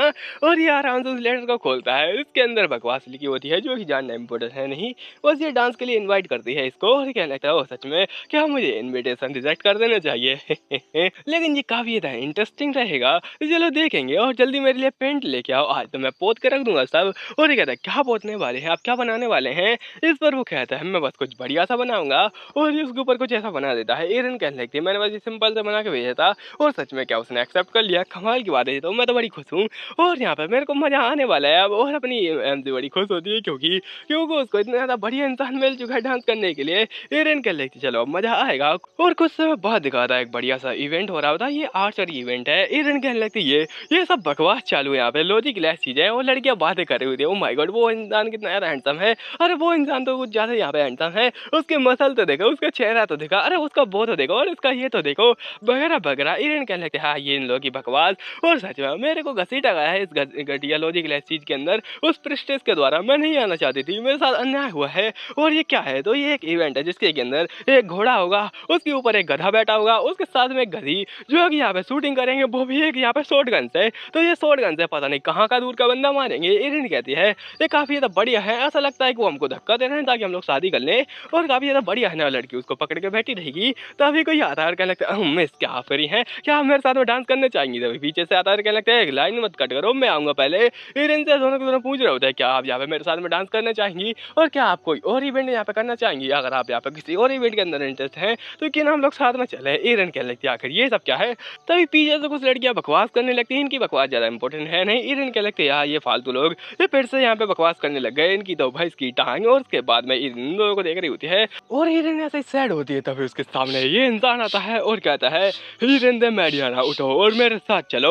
और ये होता है प्रिंस और कहाँ ले जा कहता है, "हीरेन दे मेडियाना जागो और मेरे साथ चलो और इसके बारे में सवाल पूछने की सोचना भी मत।" हीरेन कहती, "ये घटिया इंसान यहाँ पे क्या कर रहा है? मेरी नींद खराब करने के लिए आ गया।" और कहते, "ठीक है माय लॉर्ड, चलिए चलते हैं, मैं आपके ऑर्डर को कैसा ही मना कर सकती हूँ। चलिए अब हमें चलना चाहिए।" और ऐसे ही निकल जाती है। और अभी लोग बातें कर रहे थे कि यहाँ पे क्या चल रहा है, क्या वो हाफ बिट, क्या उस हाफ बिट ने यहाँ पे प्रिंस को अपने प्यार में गिरा लिया है, ये सब क्या चल रहा है। और आराम से जा रही होती है और किसी की जल रही है, तो बहुत ज्यादा जल रही होती है और ये कपड़ा पकड़ के बैठ जाती है क्योंकि इतनी ज्यादा जल रही होती है कि इसको दर्द हो रहा होता है। खैर कुछ समय बाद जंगल में मंगल करते हुए ये लोग यहाँ पर की ये शॉटगन को साफ कर रहा होता है और कहता है, "मुझे पता है तुम्हें बहुत कुछ कहना है, तो कहो कहो ना।" एरन कहती, "तो आखिर आपने मुझे चुन लिया है आपकी पार्टनर बनने के लिए इस जगह पर, मतलब कंपटीशन के अंदर।" इस पर वो कहता है, "हाँ, मैंने चुन लिया है क्योंकि मैं करना चाहता था आराम से यहाँ पे कुछ नॉर्मल करना चाहता था लोगों के जैसे ही, तो इसलिए मैंने एक चूज़ कर लिया है और तुम जैसी कुछ उल्लू की पट्टी लड़कियाँ, ये एकदम परफेक्ट रहेगी तुम और तुम्हारे हाथ में मैं कुछ देना चाहता हूँ, इसको ठीक से देखो और यहाँ पे ज़्यादा कुछ बोलना मत।" और ये होता है, ये वही पेटल्स होते हैं जो कि उस फ्लावर को जलाने के बाद बचे थे, यानी वो मेज ग्रास। और वो कहते हैं कि रुको ज़रा, ये यहाँ पे क्या कर रहे हैं? प्रिंस कहता है कि हो गया बकवास और तुमने देख लिए ना, अगर तुम नहीं चाहती कि मैं इसके बारे में इन्वेस्टिगेट करूँ कि ये कहाँ से आए हैं, तो इसलिए मेरी बातों को अच्छे से मानो, वरना फिर तुम जानती हो मैं यहाँ पे तह तक पहुँच जाऊँगा कि ये चीज़ कहाँ से आई है और इसका क्या यूज़ कर रही थी तुम। और अभी दिखाता है केक्स जिनको देखकर मेरी लार टपक जाती है, लेकिन खैर भाड़ में जाए वो। और अभी ये बोल रही होती है, "तो माय लॉर्ड कैसा चल रहा है वैसे आपका? आप काफ़ी ज़्यादा बढ़िया कर रहे हैं आजकल और आपने तो काफ़ी ज़्यादा नॉर्मल लोगों के साथ में भी घुलना-मिलना स्टार्ट कर दिया है। और धन्यवाद आपका इस पार्टी के लिए।" जिस पर प्रिंस कहता है, "कोई बात नहीं, आइए आराम से एंजॉय कीजिए।" और हिरन कहते हैं, "तुम लोग तो यहाँ पे एंजॉय कर रहे हो, मैं यहाँ पे क्या कर रही हूँ?" उसकी आत्मा भागने का ट्राई करती है, लेकिन प्रिंस उसकी आत्मा को भी नहीं भागने देता। और यहाँ पे बेलर्ट फैमिली का पूछ लेता है, "वैसे वैसे वैसे आपके यहाँ पे रिलेशनशिप है काफ़ी ज़्यादा बढ़िया लग रहे हैं इस लेडी के साथ में। आपने इसे पार्टनर बना लिया ना अपने कॉम्पिटिशन के अंदर, क्या चल रहा है आपके बीच में? आप काफ़ी ज़्यादा क्लोज़ लगते हैं।" हिरन कहती है, "क्या क्लोज़? अरे मेरे कद्दू, ये तो मेरे दुश्मन है।" इस पर प्रिंस कहता है, "क्या मैं और ये क्लोज़?" इस पर वो कहता है, "हाँ, हाँ, आप काफ़ी ज़्यादा क्लोज़ लग रहे हैं ना, वो आपकी पार्टनर बन चुकी है। ओह! यहाँ पे और आपने खुद से ही चुना है। वेल मैं काफ़ी दुखी हूँ। मेरे लिए तो ये डिसअपॉइंटिंग है ना, क्योंकि मेरी जो बेटी है, वो भी काफ़ी ज़्यादा ट्राई कर रही थी आपको अपने यहाँ पे जाल में फँसाने का, आई मीन आपसे यहाँ पे दोस्ती करने का, लेकिन उसको ये मौका नहीं मिला है, काफ़ी ज़्यादा सैड है ना?" इस पर उसकी बेटी यानी कि सलीन कहती है, "नहीं, ऐसी बात नहीं है, मैं जानती हूँ आखिर प्रिंस ने आपको क्यों चूज़ किया है। वो प्रिंस ने मेरी भोली वाली और उल्लू की पट्टी फ्रेंड को इसलिए चूज़ किया है, क्योंकि उसके ऊपर दया आ गई प्रिंस को, क्योंकि वो बहुत ज़्यादा ही यहाँ पे दयालु प्रिंस है और यहाँ पे इसकी जो दयनीय स्थिति है, आई मीन इसकी पिटीफुल स्थिति, इसको देख के यहाँ पे प्रिंस को दया आ गई, जिस पर ईरिन बड़ा ही खतरनाक जवाब देती है और वो कहती है, "क्या प्रिंस को दया आ गई? प्रिंस जैसे किसी व्यक्ति को दया आ गई मुझ पर, जो कि एक नोबल है। तुम्हें शायद पता नहीं है कि यहाँ पे लोगों का दर्द क्या होता है। अगर तुम बस थोड़ा ही दूर जाओगे, बस थोड़ा ही दूर, तो तुम्हें यहाँ पे दर्द पता चलेगा। तुम बस 2 दिन यहाँ पे किसी भी गेट से चले जाना, तुम्हें यहाँ के क्या मिलेगा? तुम्हें मिलेगा यहाँ पे भुखमरी, तुम्हें मिलेगा वो दर्द जो कि यहाँ पे एक बच्चे को खोने के बाद उसके पिता को होता है, और एक दर्द जो कि यहाँ पे जो लोगों को होता है जब वो मर भी नहीं सकते, जी भी नहीं सकते। उन लोगों की बॉडी पैरालाइज़ हो चुकी है, वो यहाँ पे इतने ज़्यादा कमज़ोर हो चुकी है, वो ठीक से चल भी नहीं सकते, और इतने ज़्यादा भूखे कि वो ठीक से यहाँ पे बोल भी नहीं सकते। इतनी ज़्यादा कमज़ोर लोग, और यहाँ पे तुम बात करते हो कि उनको मेरे ऊपर दया आएगी। प्रिंस जैसे किसी महान व्यक्ति को लोगों के बारे में पता होता है। और आजकल तो मैंने एक और रूमर सुना है कि आजकल कुछ यहाँ पे कुछ अकेडमी की लड़कियों के ऊपर अत्याचार हुआ है बहुत ज़्यादा ही। और रुको ज़रा, तुम्हारा चेहरा देख के ऐसा क्यों लगता है कि तुम्हें इसके बारे में पता है? क्या जानते हो तुम इसके बारे में? क्या आप यहाँ पे कुछ कहना चाहेंगी? इस पर ये पूरी शॉक की आखिर इसने क्या बात कर दी, और ईरिन से आप साफ कहना चाहते हैं कि इसने ये सब कांड किए हुए हैं। और ये कहती है, वेल उसके बारे में तो, और बड़ी घबरा जाती है, लेकिन तभी फटाफट से अपने एक्सप्रेशन बदलती है और क्यूट अंदाज में कहती है कि मुझे इसके बारे में नहीं पता, लेकिन मैं काफ़ी ज़्यादा शॉक हो गई थी इन सारी बातों को सुनकर, मेरे आँसू टपकने लग गए, और सच में आँसू टपका देती है। ईरिन कहती है, तो काफ़ी तेज़ है, इतने जल्दी इसने आँसू भी निकाल लिए, ओह माय गॉड! और कहता है, ओवर एक्टिंग की दुकान है ये तो। प्रिंस कहता है, ठीक है, बस करो, काफ़ी ज़्यादा समय हो चुका है, तो क्यों ना अब हम लोग चलें। और कुछ समय बाद ईरिन आराम से जा रही होती है एक बढ़िया सी जगह पर, यहाँ पर कि ईरिन को देख के मज़ा नहीं आ रहा होता है, वो कहती है कि ये सब बकवास बकवास चालू है। उस घटिया प्रिंस की हिम्मत कैसे हुई मेरे साथ में ये करने की। तो हुआ क्या था कि अपनी एमसी को वो आराम से इशारे कर रहा था यहाँ पे रुकने का, और अपनी एमसी उस इशारे को देखकर रुक जाती है। लेकिन उसके बाद में वो कहता कहता है कि यहाँ पे बैठ के क्या अचार डाले हो, निकल जाओ यहाँ से। ईरिन बड़ी गुस्से में कि यहाँ पे ये क्या बात हुई, आखिर ऐसे इशारे क्यों करने थे तुमको, जब मेरे को भगा नहीं था तो फालतू का नाटक कर दो। पर तभी वो कुछ देखती है और कहती है, और रुको जरा, ये तो वही जगह है ना, और ये एक सेरेमनी के लिए जगह होती है यहाँ पर कि वो प्रेजेंटेशन वगैरह रखे जाएंगे फोटोज वगैरह के, और उसके बारे में ईरिन बता देगी। वो घटिया लोग जो कि मेरे पीछे पड़े थे उसी के बारे में बोल रहे थे कि यहाँ पे घूमने चलो, काफी ज्यादा बढ़िया फोटोज वगैरह देखेंगे। ईरिन कहती है कि चलो क्यों ना इसके अंदर घूमा जाए, थोड़ा बहुत टाइम पास किया जाए। और ईरिन घुस जाती है अंदर, यहाँ पर की काफी ज्यादा बढ़िया पेंटिंग वगैरह होती है। इनको देख के ईरिन बोलने लगती है, ओ माय गॉड, क्या ही बना है, क्या ही यहाँ पे राइटर ने बनाया है। और राइटर को छोड़ो, खैर राइटर ने तो यहाँ वहां से उठा ली होंगी, लेकिन यहाँ पे काफी ज्यादा कमाल का है।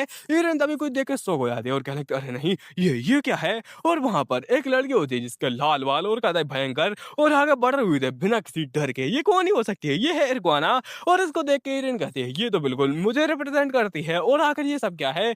और रुको जरा, इस प्रकार की पेंटिंग तो यहाँ पर होनी ही नहीं चाहिए थी, क्योंकि ये यहाँ पे फाउंडिंग के लिए बनाया गया है। यानी यहाँ पर हम लोग बताने वाले हैं कि यहाँ पर कैसे फाउंड हुआ था, मतलब कैसे बना था, और ये लोग यहाँ पे क्या कर रहे हैं। और यहाँ पे मेरे ऐसे किसी इंसान की जो कि दुश्मनी से एम्पायर का, उसकी फोटो क्या कर रही है इस जगह पर। और तभी यहाँ पे ईरिन ने अपनी जो फोटो होती है उसको हटाती है। फोटो के पीछे आहार बना होता है। ईरिन कहती है, मुझे पता ही था ये उस इंसान का काम है। और रुको जरा, कहीं कहीं ऐसा तो नहीं। और जो यहाँ पे सेलिन ने बनाई है, ये हाँ, ये फोटो सेलिन ने बनाई है, और इसके अनुसार तो सेलिन ने बनाई है। खैर अपनी ईरिन कहती है, काफी ज्यादा आर्ट स्टाइल सेम नहीं लग रहा क्या।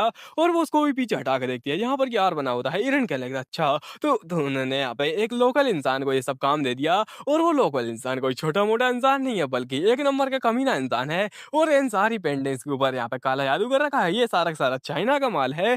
कमाल की बात है ना। ईरिन आराम से चित्रकला का मजा ले ही रही होती है, और वो कहती है कि ये सब तो चाइना का माल है, ये सब यहाँ पे नकली पेंटिंग्स है। तभी पीछे से कोई अटैक करता है और कहता है, मैं तुम्हारी सलवार काट दूंगा इस तलवार से। और भयंकर सा अटैक आता है ईरिन की ओर, लेकिन ईरिन उससे बच जाती है। और ये होता है उसी लड़की का भाई, यानी कि सेलिन का भाई, और ये बड़ा ही खतरनाक इंसान है।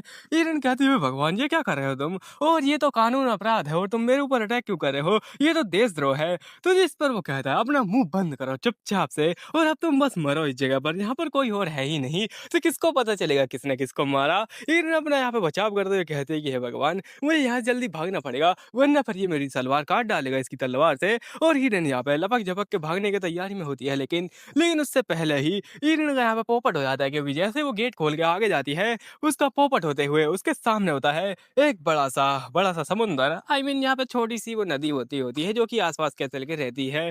तो ये वही होती है, और जिस पर ये कहता है, मैंने पहले ही यहाँ पे सोच लिया था कि तुम आगे भागोगी, इसलिए मैं यहाँ पे रात भर लगा रहा ये नदी खोदने के लिए। ऑब्वियसली इसने नहीं खोदी है, बस इसने कवर कर दिया था कि यहाँ पे कोई नदी भी है। और ये कहता है कि अब तुम्हें कौन बचाने वाला है, अब यहाँ पे आगे या तो तुम डूब मरो या फिर मेरे हाथों से मरो। ईरिन कहती, नहीं बिल्कुल भी नहीं। और यहाँ पे सामने देख रही होती है, वो कहती है, अगर मैं इस सलवार के साथ में कूद दी तो मैं यहाँ पे सीधा मार ही जाऊंगी। तभी सामने से कोई आ रहा होता है, और गैस करो ये कौन होगा, ये होगा अपना प्रिंस। ईरिन कहती है, हाँ, ये यहाँ पे क्या कर रहा है आखिरकार। ईरिन कहती है, वेल इसका समय नहीं है, अब मुझे यहाँ पे स्टेप उठाना ही पड़ेगा। और अपने कदम उठा के डूब जाती है और बोलती है कि जय गंगा मैया की, और सीधा कूद जाती है। इसकी आवाज यहाँ पे प्रिंस सुन लेता है, और ये प्रिंस ही था, वो आसपास भटक रहा था। ईरिन आराम से पानी में होती है, और पता नहीं इसके कपड़े ऊपर क्यों नहीं हुए। खैर यहाँ पे ध्यान देने की बात नहीं है वो, और वो आराम से ईरिन इधर उधर देख रही होती है, और कहती, रुको जरा, ये क्या चल रहा है। अचानक से पानी के अंदर भवंडर आ जाता है, और वो कहता है कि मैंने खुद जहाँ पर डॉक्टर जैकल को इसके पानी के नीचे रखा था, इसलिए उसने भवंडर ला दिया। खैर मैं क्या ही बताऊँ इसके बारे में, ये सब बस यहाँ पे नेचुरल फिनोमिनन था वगैरह वगैरह। उसके अंदर एक फॉर्मेशन लगी थी, और यहाँ पे अपनी एमसी डूब जाती है। लेकिन लेकिन तुम्हें क्या लगता है, क्या ईरिन ऐसे ही मर जाएगी। और ये कहता है, खेल खत्म, मानवा खत्म, बहुत ही ज्यादा बढ़िया। ईरिन अपनी सांसों को यहाँ पे थामने की कोशिश कर रही होती है, लेकिन सारी सांसें छूट जाती है, और यहाँ पे उसका दामन टूट जाता है। और तभी यहाँ पे प्रिंस आ रहा होता भागकर, और वो कहता है, मैं तुम्हें बचाऊंगा, और आज तो रात में तुम्हें खाना बनाकर खाऊंगा। और ईरिन बेचारी आराम से अपनी बेहोश हो जाती है, और ये उसकी कमर पकड़ के उसको लेकर निकल जाता है ओब्वियसली। और ईरिन अपनी आंखें खोलती है, और वो कहती है, मैं कहाँ पर हूँ, और ये कौन सी जगह है। और रुको जरा, ये तो कुछ ज्यादा ही चमक रहा है, किस अमीर बाप की औलाद कमरा है ये आखिरकार। और रुको जरा, कहीं ये अंबानी की औलाद तो नहीं है। जिस पर प्रिंस कहता है, ये अंबानी नहीं, ये मैं हूँ। और तुम जागती को फाइनली, तुम्हें मजा आ रहा था ना पानी में, तुम आकर यहाँ पे उसके अंदर क्या कर रही थी, क्या तुम मछली पकड़ रही थी। ईरिन कहती, मैं मछली नहीं पकड़ रही थी, मैं तो जल पर ही पकड़ रही थी, घटिया इंसान। और अगर तुम यहाँ पे मेरे को क्यों लेके आए हो। जिस पर वो कहता है, तुम बेहोश हो गई थी इसलिए मैं लेके आ गया। ईरिन कहती, हाँ हाँ भाड़ में जाओ, और मैं तो चली सोने, उसको ठंड लग जाएगी इसलिए वो सो रही होती है। बस इसने कपड़े चेंज नहीं किए अभी तक, क्या ही चल रहा है। प्रिंस कह रहा होता है, मैं क्या ही बताऊँ इसके बारे में? तुम जैसी बेवकूफ़ उल्लू की पट्टी क्या ही करती रहती है, आखिर तुम वहाँ पे क्या कर रही थी? तो ईरिन बताती है कि वो पागल इंसान यहाँ पे तलवार लेकर इधर-उधर मटक रहा था। ये नहीं बताती कि इसको मारा था, अगर बताती तो सच में वो अपना सिर कलम नहीं करवा देता। और ये कहता है, चलो ठीक है, बहुत ही ज़्यादा बढ़िया, अब तुमने बता दिया है इस बारे में, तो मेरे को कुछ ना कुछ करना चाहिए। ईरिन कहती है, तुम सच में कुछ नहीं करने वाले, मुझे पता है, क्योंकि जो मेलर्ट फैमिली है, उसको तुम सपोर्ट करते हो, है ना? क्योंकि उन्होंने भी तुमको सपोर्ट किया है। इस पर वो कहता है, कमाल का शो था ना? अब तुम्हें यहाँ पे कुछ और शो भी देखना पड़ेगा, आगे चलो मेरे साथ में, और तुम्हें एक कमाल का शो देखने वाला है जल्दी ही। और बड़ी इविल तरीके से स्माइल कर रहा था। ईरिन कहने लगती है, आखिर इसके दिमाग में क्या चल रहा है? मुझे इस बारे में सोचना पड़ेगा, लेकिन ये बिल्कुल भी उनके ऊपर हाथ नहीं उठाएगा, मैं जानती हूँ, क्योंकि ये बहुत ज़्यादा यहाँ पे बड़ा सपोर्टर है उनका, और वो भी इसके सपोर्टर हैं। और इसलिए अपनी ईरिन आराम से गुस्से में जाती है और कहने लगती है, धन्यवाद आपका, धन्यवाद, बहुत ही ज़्यादा बढ़िया, और अब मैं चलती हूँ यहाँ से। और ईरिन बड़ी प्यार से बोलती है, इस पर ये कहता है, तुम्हारे यहाँ पे बातों में बड़ा ही प्यार लग रहा है, लेकिन अंदर बड़ी नफ़रत भरी पड़ी है, इसके बारे में क्या कर सकता हूँ? ईरिन कहती है, कुछ नहीं कीजिए, बस अचार डालिए आम का। प्रिंस कहता है, तुम्हें जल्द ही एक कमाल का शो देखने को मिलेगा, तो अपनी आँखों को तैयार रखना। ईरिन आराम से गेट खोल के गुस्से में जा रही होती है, तभी तभी उसको दिमाग में आता है कि रुको ज़रा, और आखिर ये क्या हो गया? मैं कुछ भूल तो नहीं गया? ईरिन को याद आता है कि ये दरअसल वही कमरा है जिसके अंदर हुई थी। ये वही कमरा है जिसके की अंदर यहाँ पे उसके जो रेल वगैरह थे वो रखे थे, और ईरिन को यहाँ पे याद आता है कि ये तो वही है जो कि यहाँ पे उस डेविल ने मुझे बताया था, तो यहाँ पे अपनी एमसी पोपट करके आ चुकी है। वो कहने लगती है, ये तो मेरे यहाँ पे टुकड़े हैं पिछली लाइफ के, और मैं इनको छोड़ के जाने वाली हूँ, और ये बहुत ज़्यादा बुरी बात है। खैर कुछ समय बाद दिखाया था, क्वियर्स ने इसको बचाया था, ये न्यूज़ बहुत ज़्यादा फैल जाती है। चारों लोग बात कर रहे होते हैं कि आखिर वो जल परी बनने की तैयारी में थी क्या ईरिन? उसको क्या लगता है कि उस जैसी पागल लड़की को प्रिंस बचाएगा? सच में ये बहुत ज़्यादा हैरानी की बात है। और क्या वो जानबूझ के कूदी थी ताकि प्रिंस इसको बचा ले और अपनी बाहों में लेके उठा ले? और ये बकवास कर रही होते ईरिन के बारे में कि वो एक नंबर की उल्लू की पट्टी है, और जो सेलिन होती है उसकी तो जल के खाक हो जाती है, इसलिए वो अपने नाखून चबा रही होती है, और ये बिल्कुल यहाँ पे मेरी ऐसी है, मैं भी अपने नाखून चबा चबा के खा जाता हूँ सारे। और ये कहती है कि ये कैसा हो सकता है, और वो बेवकूफ उल्लू का पट्टा मेरा भाई, उसकी हिम्मत कैसे ये सब करने की, और अगर किसी को पता चल गया या ईरिन ने इसके बारे में बता दिया तो हमारी फैमिली का क्या होगा? वो सीक्रेट में इसको ये करना चाहिए था, लेकिन लेकिन वो बेवकूफ कहीं का, और ये सब क्या कर डाला उसने, और ये ऐसी बकवास कर रही होती है। और ये कहने लगती है, ठीक है फिर अब मैं उसको आगे देखने वाली हूँ, अब उसकी बेइज्जती होने वाली है, क्योंकि ये है समय पेंडिंग दिखाने का। और यहाँ पे बोल रहे होते हैं कि जो हर हाइनेस है, यानी कि यहाँ पे एम्प्रेस, यानी अपने प्रिंस की मदर, वो आ रही हैं, और उसकी जूती देख के तो मेरे को लगता है कि इसकी जूती अगर चुरा ली तो मेरे को कुछ भी करने की जरूरत नहीं पड़ेगी, मैं सारा जीवन आराम से घर में बैठ के खाऊंगा। और ये कहती है, ओह कमाल की पेंटिंग दिख रही है मेरे को, शाबाश, और चलो मेरे को यहाँ पे अच्छे से नजर डाले दो उनके ऊपर। और क्या ये तुमने बनाई है? ओ कमाल की बात है ना। और ये लोग ऐसी बकवास कर रहे होते हैं, ये तभी पेंटिंग के ऊपर ध्यान जाता है, और ये कहने लगते, रुको जरा, यहाँ पर एक बंदी कम है, जिस पर उसकी सेक्रेटरी कहती है, दरअसल ये ईरिन है, और वो कुछ यहाँ पे स्पेशल तैयार करने वाली है, उसने बोला था बस 10 मिनट में आ जाएगी, वो पता नहीं मैगी बना रही है क्या, जिस पर वो कहते हैं, ठीक है उसको आने दो, नहीं तो फिर मैं उसको डांटूंगी अगर वो नहीं आई तो। और तभी कोई आ रहा होता है आराम से लेके, और ये अपनी एमसी नहीं होती है, ये उसका सर्वेंट होता है, मतलब देख रहे हो ईरिन से एक छोटा काम भी नहीं होता है, वो सब सर्वेंट से करवा दिया और बाद में अपना नाम लगा देती है कि इसने किया है। ईरिन कहती है, मैं आपको पेश करती हूँ एक कमाल का तोहफा, लीजिए उसको देखिए। और ये बहुत ज़्यादा डिटेल भरा यहाँ पे एक स्ट्रक्चर होता है, ये मतलब पेंटिंग वगैरह नहीं है, ये बस छोटे-छोटे जो स्टैचू वगैरह होते हैं उनके ऐसे एक छोटा स्ट्रक्चर बनाया हुआ है, जैसा कि कोई मैप वैप बनाता है। और ईरिन कहने लगती है, ये दरअसल हमारी हिस्ट्री को दिखाता है, ये बवाल-धमाल पेंटिंग, आप इसको देखकर हैरान हो जाएँगी। उसके ऊपर एक छोटा-सा पिद्दा यहाँ पे प्रिंस वगैरह भी होता है, जो कि यहाँ पे कियर्स नहीं है, ये दूसरा कोई प्रिंस है जिसने कि ये पूरा का पूरा एम्पायर फाउंड किया था। और ऐसे ही वगैरह-वगैरह अपनी एमसी यहाँ पे हिस्ट्री को पहले जा रही होती है। आपको ज्ञान नहीं चाहिए और ना ही मेरे को, क्योंकि ये सब रियल तो है ही नहीं, रियल याद नहीं रखते, हम फेक क्या याद रखेंगे। और ये कहते हैं कि ठीक है, इसको भूल जाओ। और ईरिन कहने लगती है, हाँ, हाँ, इसको भी छोड़ो, अभी आगे बढ़ते हैं। और ईरिन उसको बता रही होती है, ये काफ़ी ज़्यादा कमाल का है ना, और मैं आपके ऊपर बहुत ज़्यादा यहाँ पे निर्भर रहने वाली हूँ महारानी जी। और तभी कुछ और दिखाया जाता है, एमसी की तितली जो कि आराम से तितलियों के साथ भटक रही होती है, तभी तभी काला धुआं उड़ने लगता है, उसकी तितलियाँ चारों ओर छा जाती हैं। और अचानक से जो उसकी पेंटिंग थी, यानी कि अपनी यहाँ पे सेलिन की पेंटिंग, जिनको ही देख के एमसी ने बोला था कि ये सब चाइनीज माल है, उनके अंदर काला-काला होने लगता है। ये कहने लगते हैं, ओह भगवान! ये तो काला जादू है, कोई इसके अंदर काला जादू कर रहा है। और देखा जाता है उस पेंटिंग के अंदर एक डेविल और एक हड्डी निकल जाती है, पता नहीं ये क्या नॉनसेंस है, मतलब यहाँ पे सिर के ऊपर पैर और सिर के के ऊपर पर भी यहाँ पे सब कुछ हो चुका है। और ये कह रहे थे ओह माय गॉड! ये क्या खतरनाक पेंटिंग है और इसकी हिम्मत कैसे हुई ये सारी पेंटिंग यहाँ पे दिखाने की? ये तो खुलेआम यहाँ पे टेबल पर है। इसको पकड़ो, इसको कूटो, इसको यहाँ पे धर लो। और यहाँ पे महारानी भी कहती है भगवान ये क्या होगा? और ओवर एक्टिंग की दुकान यहाँ पे बेहोश होने का नाटक कर रही होती है। इरन कहने लगती है और बहुत ज़्यादा इविल तरीके से हँस रहे होते हैं। पीछे देख ही सकते हो महारानी कैसे बेहोश होने का थर्ड ग्रेड नाटक कर रही हैं। उनको जाने दो तेल लेने। इरन कहती है मैंने बदला ले ही लिया, मैंने फाइनली बदला ले ही लिया और बड़ी खुश होती है। एमजे कहने लगते मुझे पता ही था, मैं पिछली लाइफ में उस इंसान से मिली जिसने ये पेंटिंग वगैरह बनाई है।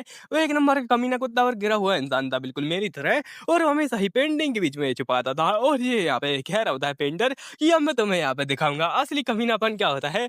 मैं अपना कमीनापन इस पेंटिंग में दिखाऊंगा। जो भी इसको खरीदेगा उसको असली यहाँ पे राज पता चलेगा और बेचारा खुद ही फंस जाएगा। यानी देख रहे हो कमीनापन, यहाँ पे जो भी उससे पंगा लेगा यहाँ ना लेगा, मतलब अपने कस्टमर को ही फंसाने वाला इंसान है ये तो। और वो क्या लगता है खैर ठीक है भाड़ में जाओ, मेरे को क्या फर्क पड़ता है। इरन बड़ी खुश होती है और सोच रही होती है रुको जरा मुझे अजीब सी फीलिंग क्यों आ रही है। और तभी वो कहती है कि ये सब यहाँ पे गलत चल रहा है, मेरे कोई फंसा रहा है, ये बड़ा ही गलत चल रहा है, महारानी जी मुझे माफ कीजिए और ये बहुत ज्यादा बेईमानी चल रही है, मेरे कोई फंसाने की कोशिश कर रहा है, मैं इनोसेंट हूँ, मैं भोली भाली और मूर्ख नहीं हूँ। और तभी कोई साइड में से आता है और वो कहना लगता है ओ जरा रुको जरा, ये पेंटिंग तो ऐसा लगता है कि ये सब यहाँ पे पायरेटेड कॉपी है, चाइनीज माल है ये तो। और तुम यहाँ पे चाइनीज माल रखी पड़ी हो, तुम्हारी हिम्मत कैसे ये करने की, ये तो उससे ही बड़ा अपराध है। ये कह लेते अरे वो पेंटिंग वो किसी का। और तभी यहाँ पे प्रिंस आता है और कहने लगता है तुम्हारी ये हिम्मत, तुम यहाँ पे राजमहल में यहाँ पे सोले यहाँ पे जब एग्जीबिशन हो रहा है उसके बीच में तुम डेवलपर से बाली पेंटिंग वगैरह दिखा रही हो, उसी के साथ में तुम पायरेटेड कॉपी चाइनीज माल दिखा रही हो, वो भी यहाँ पर। तुम्हारी हिम्मत कैसे हुई, चाइनीज माल नहीं चलेगा। और जाओ पकड़ लो इसको और उठा कर फेंक दो नाले में। और वो कहने लगता है यस माय लॉर्ड, अभी गए हुए हैं। और यहाँ पे ऐसे ही बकवास चले होते हैं उनके बारे में। और ये लड़की पूरी डरी हुई होती है और कहने लगते हैं भगवान अब मुझे क्या करना चाहिए, मैं फंस चुकी हूँ पूरी तरीके से। और वो कहने लगते हैं ये सब यहाँ पे ये गलत चल रहा है और ये मेरी पेंटिंग नहीं है, ये मेरी पेंटिंग नहीं है, प्लीज मुझे माफ कीजिए और वगैरह वगैरह वगैरह ऐसे ही यहाँ पे रोने रोने लगती है। और तभी किसी की हंसने की आवाज आती है, गैस करो ये कौन होगा। ये बड़ी इविल तरीके से हंस रही होती है, बहुत ही अपनी हीरोइन। और हीरोइन कहने लगती है अब तुम्हारा क्या होगा बच्ची। और ये वही हंसी है जो कि ये भी हंस रही थी, मतलब एक ही टाइप से हंस रही दोनों के दोनों। और ये कहने लगती क्या ये तुमने तुमने किया है ये सब। और हीरोइन कहने लगती है हाँ बाहर में जाओ बच्ची, अब हमें क्या फर्क पड़ता है। और पता नहीं उसको ऐसा महसूस हो रहा था कि कोई मुझे घूर रहा है। हीरोइन कहने लगती है ये कौन घूर रहा है मुझे बदतमीज इंसान। तभी कोई कहता है ओह कमाल का शो दिखा है तुमने भी, लेकिन तुम्हें भी एक बढ़िया शो देखने वाला है और मैंने तुमसे कहा था ना इस मैटर के बीच में पंगा मत लेना। हीरोइन कहने लगती है आखिर कौन है यहाँ पर, तुम घटिया इंसान, तुमसे खुद से तो पंगा लिया नहीं जाता और जब मैंने कर दिखाया तो तुम यहाँ पर रो रहे हो। जिस पर प्रिंस कहता है मैंने बोला था इस मैटर के अंदर टांग मत अड़ाना, लेकिन तो फिर भी अड़ा रही हो, क्या तुम्हें बातें समझ में नहीं आती है क्या। और यहाँ पे चुपचाप शांति से पीछे खड़ी रहो बस। हीरोइन कहने लगते हो तुम घटिया इंसान। और यहाँ पे बोलने वाली होती है लेकिन कुछ नहीं बोलती। और हीरोइन कहने लगते हैं रुक जाओ वहीं पर रुक जाओ, और तुम यहाँ पे कहाँ जा रहे हो वैसे। और अपनी हीरोइन यहाँ पे कुछ भी नहीं बोल पाती क्योंकि वो एक प्रिंस है, उसके सामने क्या ही बोलती हीरोइन। तो बस यहाँ पे घुटने पर आके बैठी रह जाती है और कह लेती क्या यही यही मेरे को प्राइज मिल रहा है उसकी घटिया रेपुटेशन गिराने का, वगैरह वगैरह वगैरह। और हीरोइन कहने लगती चलो मेरी रेपुटेशन 300 होने वाली है जल्दी ही और कमाल हो जाएगा, मेरे को वो मिलने वाला है वो स्पेशल गिफ्ट जो कि इसको 300 रेपुटेशन में मिलेगा। और यहाँ पे हीरोइन बता देगी दरअसल वो मेरे कोपचे में लेके गया था, वहाँ पे उसने यहाँ पे गहराई से समझाया कि वो यहाँ पे बिल्कुल भी अटैक नहीं कर सकती इस फैमिली के ऊपर, मतलब हाथ भी नहीं उठा सकती है। इसलिए यहाँ पे प्रिंस ने कहा कि बस साइड रहो कोपचे में, यहाँ पे दूर रहो इस मैटर से, नहीं तो फिर तुम्हारा क्या होगा। हीरोइन ने बहुत ज्यादा सवाल उठाए लेकिन उसने बोल दिया कि तुम नहीं कर सकती, तुम उल्लू की पट्टी हो। हीरोइन कह लगती क्या बात है और तुम क्या बकवास कर रहे हो, और कुछ यहाँ पे क्या बकवास चल रही है। और वो कहता है हाँ इसलिए क्योंकि तुम एक उल्लू की पट्टी हो, मैं तुम्हें अपना पार्टनर बनाने वाला हूँ। हीरोइन कह लगती ओह माय गॉड। जिस पर वो कहता है तुम समझ गई ना, और अब तुमने एक कवाड़ा किया है, तुमने यहाँ पे सेलिन को फंसाया जिससे कि मैं अब शादी नहीं कर सकता, कि वो फंस चुकी है तो इसलिए अब मैं तुमसे शादी करूंगा, बहुत ज्यादा बढ़िया। और इसने तो यहाँ पे अपनी हीरोइन की तो लगा डाले। हीरोइन कहने लगते हैं पहली बार ये हो रहा होगा कि कोई मुझे ही शौक कर रहा है, ये तो बहुत ज्यादा कमाल की बात है। और वो पागल प्रिंस घटिया तरीके से हंस रहा था बिल्कुल ही एक्सप्लेन की तरह पर। और यहाँ पे सामने देखते हैं सामने कोई और नहीं होता है बल्कि अपना सेल होता है। वो कह लगता है हेलो क्या चल रहा है, मैंने सुना काफी ज्यादा प्रॉब्लम हुई थी आज और तुमने कमाल का उसको फंसाया ना। और हीरोइन कह लगती है भगवान जी घटिया इंसान यहाँ पे क्या कर रहा है, और जिसका डर होता है वही हो जाता है। हीरोइन कहने लगती है आखिर तुम यहाँ पे क्या कर रहे हो। तो सेल कहता है वेल मैं तो बस देखने आया था कि यहाँ पे क्या चल रहा है और मैंने आपको बहुत ज्यादा मिस किया, मैं आपको यहाँ पे तो एक पल भी आपसे दूर नहीं रह सकता, मैं आपकी याद में तड़प तोड़ के मर जाऊंगा। हीरोइन कहने लगती है ठीक है ओवर एक्टिंग बंद करो और क्या तुम जा सकते हो अब। ये कहने लगता है ठीक है मैं चलता हूँ, लेकिन हाँ जाने से पहले आखिर ये सब क्या चल रहा है इस जगह पर। और मैं आपसे बढ़िया कहना चाहूंगा कि आप उस फैमिली से पंगा ना लो, जितना आपको लगता है उतना ज्यादा छोटा मैटर है नहीं ये। हीरोइन कहने लगती तुम्हें क्या फर्क पड़ता है, और ये ज्यादा बड़ा मैटर नहीं है, अगर तुम इसे खुद से सॉल्व नहीं कर सकते तो यहाँ पे मेरे को करने दो बस। इस पर वो कहता है आप इसे गलत समझ रही हैं, मैं आपको बस बढ़िया एडवाइस दे रहा हूँ कि आप इस मामले ढूँढने में ना पड़े, क्योंकि वो जो फैमिली है ना, उसके पीछे पहले से कोई और लगा पड़ा है, तो आप अगर जाएँगी तो और यहाँ पे थोड़ा और मुश्किल हो जाएगी, इसलिए उस फैमिली से मैस मत कीजिए। एरिन कहने लगी, तुम शायद मेरे को भूल रहे हो, मैं कौन हूँ? तुम शायद भूल रहे हो कि मैं यहाँ पे इरकाना हूँ, और मैं जब बदला लेती हूँ, तो इतना ज़्यादा बड़ा बदला लेती हूँ, इतना ज़्यादा बुरा बदला लेती हूँ कि यहाँ पे उनको बिल्कुल भी तबाह कर देती हूँ। और एरिन कहने लगती है, अब यहाँ पे उनको खत्म करके रहूँगी मैं। और अपनी एरिन पूछ रही होती है, आखिर तुम मेरे को ये क्यों कह रहे हो कि उनसे मैं पंगा ना लूँ? इस पर वो यहाँ पे शांत हो जाता है और हैरान भी हो जाता है, क्योंकि अपनी इरकाना ना बड़ी गुस्से में बोला होता है उससे कि मैं इरकाना हूँ, तुम मेरे को यहाँ पे इग्नोर मारा है। और वो कहने लगती, ठीक है, मुझे तो बस आपकी चिंता थी, लेकिन अगर आप चाहती हैं तो मैं खुद ही इस मैटर को देख लूँगा, और मैं आपके लिए हमेशा ही तैयार हूँ आपको सर्व करने के लिए। एरिन कहने लगती, हाँ, भाड़ में जाए तेरी एक्टिंग, मेरे को मत दिखा। और यहाँ पे मुझे पता है कौन है उसके पीछे, और बड़े ईविल ईविल लोग हैं। एरिन कहने लगती है, मुझे ये भी पता है कि अगर मैं बाहर जाऊँगी तो कौन-कौन मेरे पीछे पड़ेगा। और जिस पर वो कह रहा होता है, आपको बाहर नहीं जाना चाहिए, क्योंकि बहुत सारे भयंकर-भयंकर लोग होंगे, और आप यहाँ पे आराम से प्रेयर रूम में ही रहिएगा। हाँ, अगर इवेंट प्रेयर वाला है तो अपनी एमसी को बोल रही होती है कि मैं बाहर जाके शो देखना चाहती हूँ। इस पर वो कहता है, नहीं, शो इम्पोर्टेंट नहीं है, लेकिन आपको यहाँ पे अंदर रहना चाहिए, क्योंकि बाहर गई तो आपके लिए खतरा हो सकता है, और यही वो समझा रहा होता है। और इनके लगता है, ठीक है, फिर यहाँ पे तुम शायद भूल रहे हो बाबत से, मैं इरफाना हूँ, और मैं कमाल का शो तो देख के ही रहूंगी, और तुम भी हंसने वाले हो इस शो को देखने के बाद में। ये कहने लगता है, क्या आखिर आप क्या बात कर रही हैं? इरन कहने लगते हैं, ये निरम का रूल है कि अगर यहाँ पे कोई तुम्हें चोट पहुंचाता है, कोई तुम्हारे ऊपर उंगली उठाता है, तो उसका हाथ काट डालो। हाथ नहीं, मैं सीधा पैर काटूंगी उसका, और तुम बस देखने वाले हो एक कमाल का शो, जो कि मैं खुद से यहाँ पे डायरेक्ट करूंगी, और मैं खुद से ही उसको यहाँ पे बनाऊंगी, और तुम बस देखना। ये कहने लगता है, क्या आखिर ऐसा कैसे शो होने वाला है? ठीक है, मुझे आप पे भरोसा, आप यहाँ पे कर दिखाएंगी, और मैं आपका सर्वेंट हमेशा आपको फॉलो करने के लिए तैयार हूँ। इरन गैलेक्सी, चलो चलते हैं उसके ऊपर धावा बोलने के लिए। रात का सीन दिखा आता है, ये घटिया इंसान जो कि वही ब्रदर होता है उसका, जिसने कि अपनी एमसी की सलवार काटने की कोशिश की थी तलवार से, और उसके दोस्त बोले थे, तू कितना नल्ला है रे, तेरे से लड़की पटाई नहीं जाती, और यहाँ पे बकवास कर रहा है एक्सप्लेनर के जैसे, तू तो बिल्कुल ही नल्ला निकला रे। इस पर वो कह रहा, तू जानता नहीं मेरे को, मैं कितना बड़ा लड़की बाज हूँ, मैंने हजारों लड़कियों से प्यार किया है, हजारों लड़कियों को धोखा दिया है, तो ये इरन नाम की खेत की मूली है, मैं उसको छोड़ूंगा नहीं, तुम बस देखना। और यहाँ पे उसका दोस्त हंसते हुए कहता है, मैंने सुना है कि तुमने उसके ऊपर अटैक करने की कोशिश की थी, और तुम्हारा उल्टा पोपट हुआ है, तुम्हारी बहन का तो पोपट हो ही रहा है पहले से ही, और अब तुम खुद भी करवा रहे हो। वो तभी एक सर्वेंट आता है, वो कहता है कि आपको जो योर हाइनेस है वो बुला रहे हैं, अभी नहीं, वैसे यहाँ पे आपको एक इवेंट में जाना पड़ेगा, तो आइए और जल्दी आइए, और आराम से अपनी प्रेयर वगैरह है वो कीजिए, और यहाँ पे श्रद्धा दिखाइए हमारे महाराज के प्रति। ये कहने लगता है, क्या आखिर तुमने क्या कहा, और तुम शायद अपनी औकात बोले हो छोटे सर्वेंट, और अपनी औकात में रहो, और जाओ अभी के अभी मेरे लिए खाना लेके आओ, खाना। इस पर वो कहने लगता है, क्या आपका व्रत नहीं है? इस पर अपना ये बंदा कहता है, चुपचाप निकल जाओ यहाँ से, और उसको खींच के जड़ देता है कान पे, और वो कहने लगता है, तू तो तेरे से बदला लेके रहूंगा। और तभी लेके आता है खाना, खाने के साथ में एक लेटर भी होता है, पता नहीं किस टाइप का खाना है। खैर, इसको खाने को छोड़ो, और वो लेटर को उठा लेता है, खाना नहीं खाता, और वो उसके अंदर लिखा होता है कि मैं आपसे मिलना चाहती हूँ, और मैं आपके प्यार में गिर चुकी हूँ, मैं बड़ी यहाँ पे गिरी हुई लड़की हूँ, और मैं आपसे मिलना चाहती हूँ, प्लीज आइए यहाँ पे गांधीनगर के पीछे वाली कब्रिस्तान में, और मैं कब्रिस्तान के एकदम सामने खड़ी होकर आपका इंतजार करूंगी। इस पर वो कहता है, oh my God, oh my God, oh my God, कमाल की बात है। वेल, ये रात के गार्डन में बुलाया होता है इसको, और ये वो आराम से भाग के जा रहा होता है उस लेटर को छुपा छुपा के, मतलब देख रहे हो पीछे इसके दोस्त खड़े हो, चुपचाप से लेटर लेके जा रहा है, और ये यहाँ पे आराम से उस लेटर को छुपा के निकल जाता है, और कहने लगता है, कोई क्यूट लेडी मेरे प्यार में गिर चुकी है, ओह माय गॉड, कौन हो सकती है ये भोली वाली इनोसेंट सी गर्ल, जो कि मेरे जैसे कमीने कुत्ते के प्यार में गिर चुकी है। अब तो बहुत ज्यादा कमाल होने वाला है। अंधेरी रात में आराम से चांद चमक रहा होता है, चांद के बीच में ये भागा जा रहा होता है अपना आशिक यहाँ पे प्यार पाने के लिए, और इसका जो प्यार होता है वो सामने खड़ा होता है, जिसको देखकर इसकी इविल स्माइल निकलती है, और कह लगती है, ओ तो ये तुम हो, लगा नहीं था मुझे, और कमाल की बात है, तुम मेरे प्यार में गिर चुकी हो, और मैं सच में तुम्हारे यहाँ पे प्यार में मैं भी गिर चुका हूँ। मैं तुम्हें यहाँ पे पहली नजर में प्यार करने लगा था, मैं जानता हूँ तुम कितनी ज्यादा बुद्धू हो, लेकिन फिर भी मैं तुमसे प्यार करता हूँ, क्योंकि क्योंकि यहाँ पे मैं बड़ा, बहुत ज्यादा बड़ा ठरकी हूँ। उसके सामने एक लड़की होती है, और ये गैस करो कौन हो सकती है, ये होती है ईरिन, और ये हंस रही होती है। वेल, ये ईरिन तो यहाँ पे साइड में बैठी होती है आराम से, और ये इंसान एक लड़के के साथ में लगा होता है, जो कि कोई और नहीं बल्कि इसकी इसी का दोस्त है। ईरिन क्या लगता है, ये भगवान कितना ज्यादा घटिया सो है, ये बीएल मानवा जैसा लग रहा है मेरे को, इसको देख के उल्टी आ रही है सच में। और ईरिन क्या लगता है, ये बहुत ज्यादा घटिया था, वैसे तुम्हारा थैंक यू। इस पर वो सर्वेंट कहता है, कोई बात नहीं, मेरे को भी बदला लेना था, इसलिए मैंने ये कर दिखाया। और यहाँ पे ये पहले बताता है कि यहाँ पे अपना सेल था, उसने इसको पैसा वगैरह देने की कोशिश की थी, और यहाँ पे जिसकी मदर थी उनका भी इलाज यहाँ पे सेल करवा रहा था। और वो कहने लगता है, आपका बहुत ज्यादा धन्यवाद, आप पहले ही मेरे ऊपर एहसान कर चुके हैं, मैं आपके लिए ये काम फ्री में कर सकता हूँ।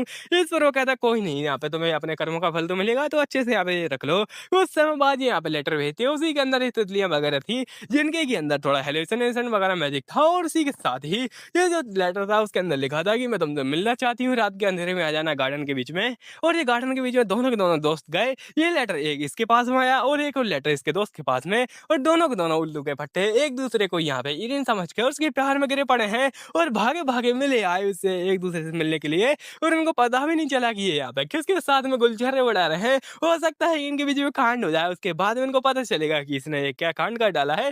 ईरिन कह सकती है हूं ना मैं कमाल की, इसलिए तो कहते हैं एविल कौन है सबसे ज्यादा एविल। और ईरिन साइड में देखते हैं यहाँ पर की सेल खड़ा होता है और वो कहने लगते हैं भगवान ये मुझसे नहीं देखा जाएगा, ये इतना ज्यादा घटिया ड्रामा मैं नहीं देख सकता हूँ, मैं यहाँ पे उल्टी करने जा रहा हूँ, कोई आके मेरे को बचाओ, ये बीएल बीएल मेरे से नहीं देखा जाता। और चलो ठीक है थोड़ा वो और इंटरेस्टिंग बनाते हैं, और तभी वो बजा देता है सायरन। उसके बाद यहाँ पे कई सारे लोग आ जाते हैं और कहने लगते हैं यहाँ पे कुछ सिक्योरिटी में फॉल्ट हुआ है, जल्दी जाके देखो जल्दी जाके देखो, यहाँ पे फॉर्मेशन हट हुई है। और इधर उधर देख रहे होता है और महारानी बोलने लगती है क्या चल रहा है वहाँ पर, और क्या कोई कमाल का शो होने वाला है, चलो चलते हैं। तभी यहाँ पे इन दोनों की चुम्मा चाटी लोग देख लेते हैं और कहने लगते हैं ओह माय गॉड ये क्या है। उसकी बाहों में हाथ डालकर आराम से बड़े प्यार से कह रहा होता है मैं तुम्हारे साथ में जीवन भर रहने के लिए तैयार हूँ, मैं तुम्हारे साथ में रहने जाता हूँ, आओ गले मिलो डार्लिंग, और आज तो हम लोग करके रहेंगे। महारानी कहती है बस करो ये बीएल बीएल मेरे को पसंद नहीं है बिल्कुल भी, एलजीबीटी दूर हटो। और उसके बाद में प्रिंस जो महारानी होती है बड़ी गुस्से में चिल्लाती है और अपनी इरेन मैजिक भी हटा लेती है। और ये दोनों जब जैसे ही एक दूसरे को देखते हैं जैसे ही देखते हैं कि उसने उसके कंधे पर हाथ रखा पड़ा है, दूसरा कमर में डाले पड़ा है, और ये कहने लगते हैं तू आ थू ये क्या घटिया ड्रामा चल रहा है, और दोनों उल्टी करके वहीं पे बेहोश हो जाते हैं। गुस्से में बहुत दिखाता है बढ़िया कमाल का। यहाँ पर कि प्रिंस के पास में न्यूज आ जाती है, प्रिंस कहने लगता है आखिर तुम मेरे को रात में क्यों उठा रहे हो। यहाँ पे ये कहता है कि बहुत ज्यादा बड़ा कांड हो चुका है, प्रिंस को वही सब बताता है और ये कहने लगता है उसने बहुत ज्यादा बड़ा कांड कर डाला और पता नहीं कौन है इसके पीछे। और यहाँ पे वो कह रहे थे पता नहीं कैसे ये आजकल बहुत ज्यादा ही सो रहे हैं और इनको बड़ी अड़िया सी नींद आ रही है, ऐसा लगता है किसी ने यहाँ पे इनको नींद की गोली खवा ली है और ये आराम से सोता रहता है दिन भर ये, और अब तो यहाँ पे इसको सोने की आदत लग चुकी है। प्रिंस कहने लगते चलो ठीक है फिर इसको छोड़ो और अभी चलते हैं बाहर। और बाहर लोग ऐसे ही बकवास कर रहे होते हैं कि यहाँ पे क्या चल रहा है, क्या वो घटिया इंसान बीएल मतलब गे वगैरह था, और ये गे लोगों को यहाँ पे दूर हटाओ रे कोई, यहाँ पे दुनिया में ये कलंक भी अच्छा चुके हैं। और यहाँ पे ये लोग बातें कर रहे थे क्या प्रिंस सच में इसके ऊपर कुछ करने वाला है। वैसे तो इसकी जो यहाँ पे फैमिली है वो बहुत ज्यादा स्ट्रॉन्ग है और प्रिंस को सपोर्ट करती है। प्रिंस आराम से नए नए कपड़े पहन के स्टाइल मार के बैठा होता है और कहने लगता है मुझे क्या करना है, मैं तो यहाँ पे फालतू आदमी हूँ, मेरे को बस बैठना है और यहाँ पे ऑर्डर देना है। उसके सामने कई सारी पब्लिक वगैरह होती है जो कि बकवास सा ओपिनियन दे रही होती है और ये कह रहे होता है कि ये कुछ नहीं उखाड़ पाएगा उस फैमिली का।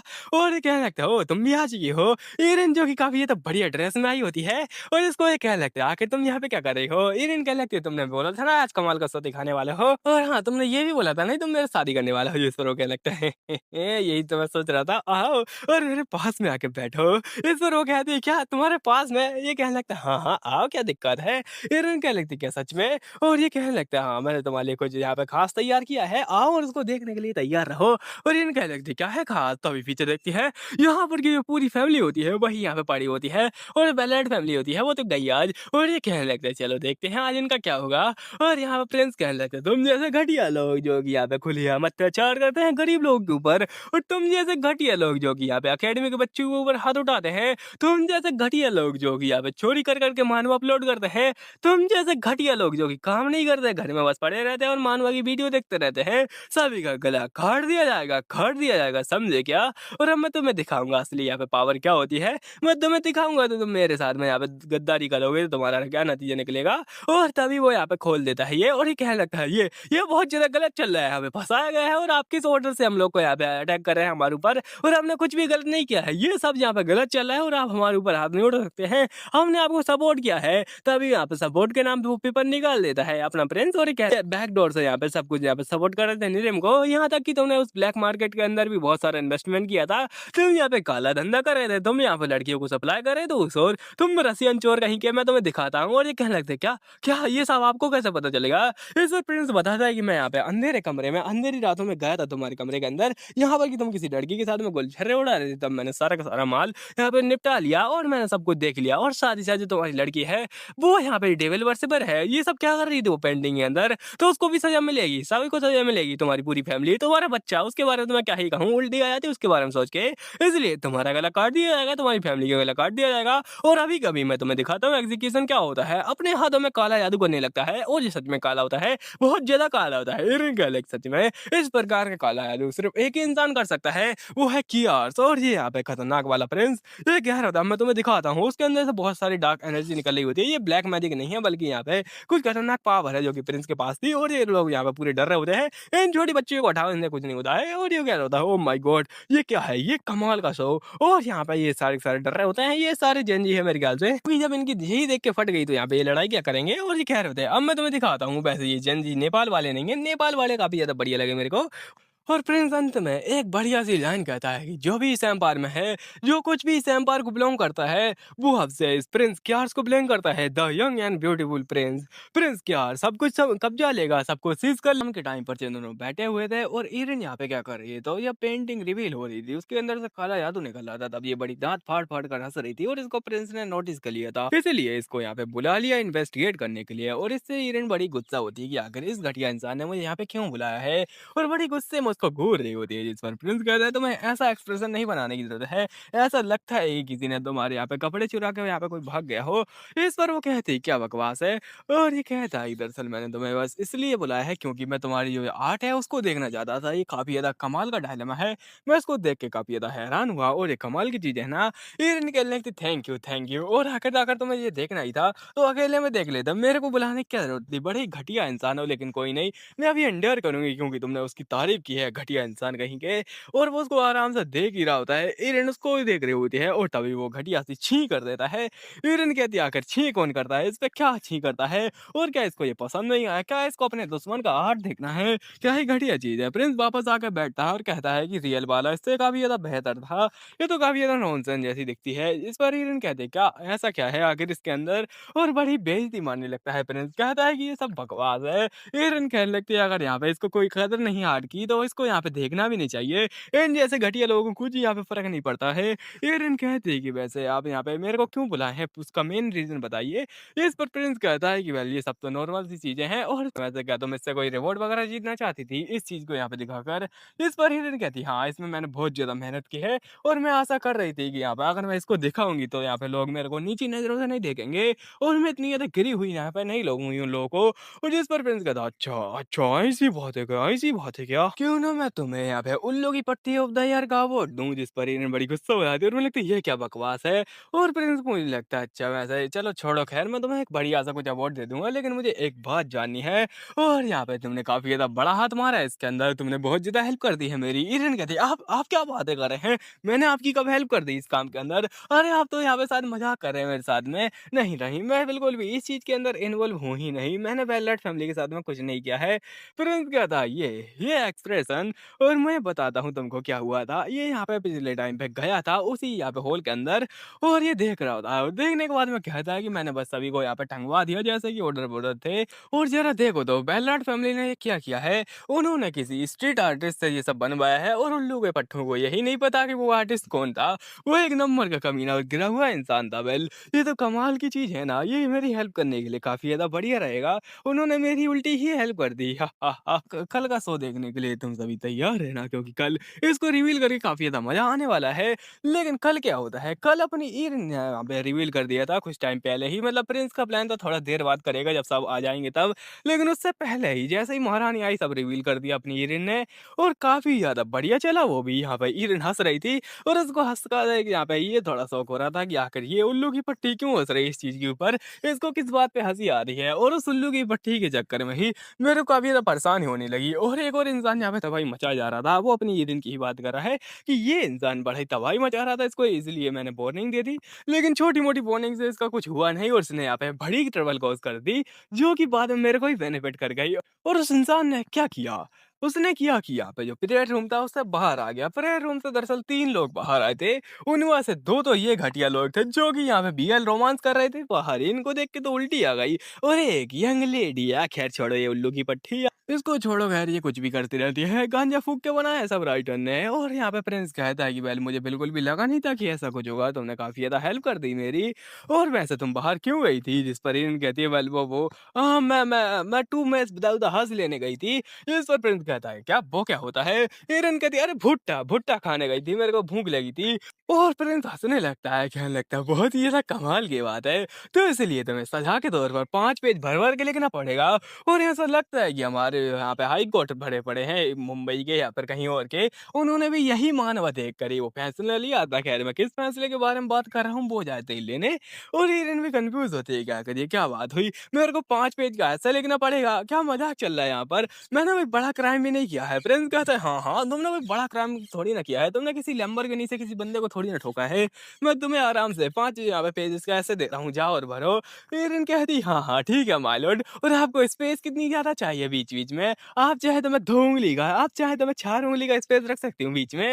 इसको सुन के कोई हँसने लगता है और ये होता है बेचारा भोला-भाला ओसन, और ये यहाँ पे रोने भी लगता है क्योंकि हिरन बड़ी गुस्से में इसको घूर रही होती है और ऐसे घूर रही थी जैसे कि इसको कपड़े फाड़ के अभी खा जाएगी, और ये कहने लगा, "सॉरी, सॉरी, मेरे से गलती हो गई, मैं चलता हूँ, मेरी ज़ुबान टूट गई।"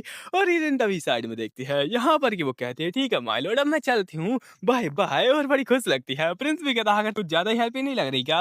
हिरन कहने लगती, "कुछ नहीं, बस ऐसे ही।" और आराम से जा रही होती है और यहाँ पे प्रिंस उसको देखता है।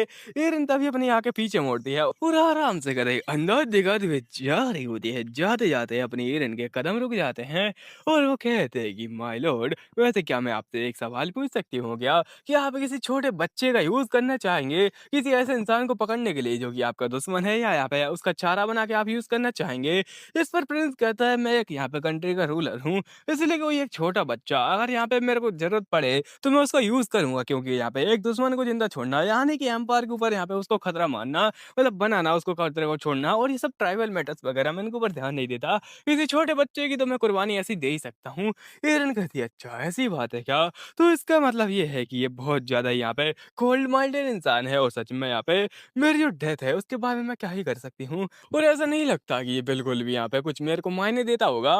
लेकिन अगर ये मेरे को मायने मानता ही नहीं, कुछ यहाँ पे मेरे को लायक मानता ही नहीं, तो फिर मेरी जो डेड बॉडी के टुकड़े वगैरह हैं, ये इसने यहाँ पे सजा के क्यों रखे हुए हैं? आखिर ये करना क्या चाहता है उनके साथ में?" और ये कहता है, "क्या तुम्हें कोई प्रॉब्लम है?" हिरन कहती, "नहीं माय लॉर्ड, अब मैं चलती हूँ इस जगह से, बाय बाय, और आपका दिन बढ़िया जाए।" और ऐसे ही हिरन निकल जाती है बढ़िया सैड सैड होकर, और यहाँ पे ये बोल रहा होता है, "वेल माय लॉर्ड, जो भी काम-वाम था वो सब निपटा दिया है, और उन सभी का गला काट दिया गया है जिन्होंने भी रिश्वत दी थी इस फैमिली में, और यहाँ पे जो भी उस फैमिली के साथ में मिले हुए थे उन सभी का गला धड़ से अलग कर दिया गया है।" ये कहने लगता है, "बहुत ही ज़्यादा बढ़िया, और यहाँ पे चलो चलते हैं, ये काफ़ी ज़्यादा बढ़िया रहेगा ना?" और अभी दिखाता है बढ़िया अंधेरी रात, यहाँ पर कि अपनी हिरन बेचारी लिख रही होती है, लेकिन ये बहुत ज़्यादा चालाक लोमड़ी है, इसलिए यहाँ पे घटिया राइटिंग में लिख रही होती है, जो कि तुम देख ही सकते हो, जिसको देखकर रेबेल को बड़ी हँसी आ रही होती है और कहने लगता है, "oh my God! Oh my God!" ऐसा लगता है कि चौथी फेल बच्चा लिख रहा है, यार तू क्या ही घटिया राइटिंग है, ऐसी घटिया राइटिंग तो एक्सप्लेयर की भी नहीं है। हिरन कहती है, "क्या क्या मुझे वापस से लिखना चाहिए, और क्या तुम चाहते हो कि मैं वापस से लिखूँ?"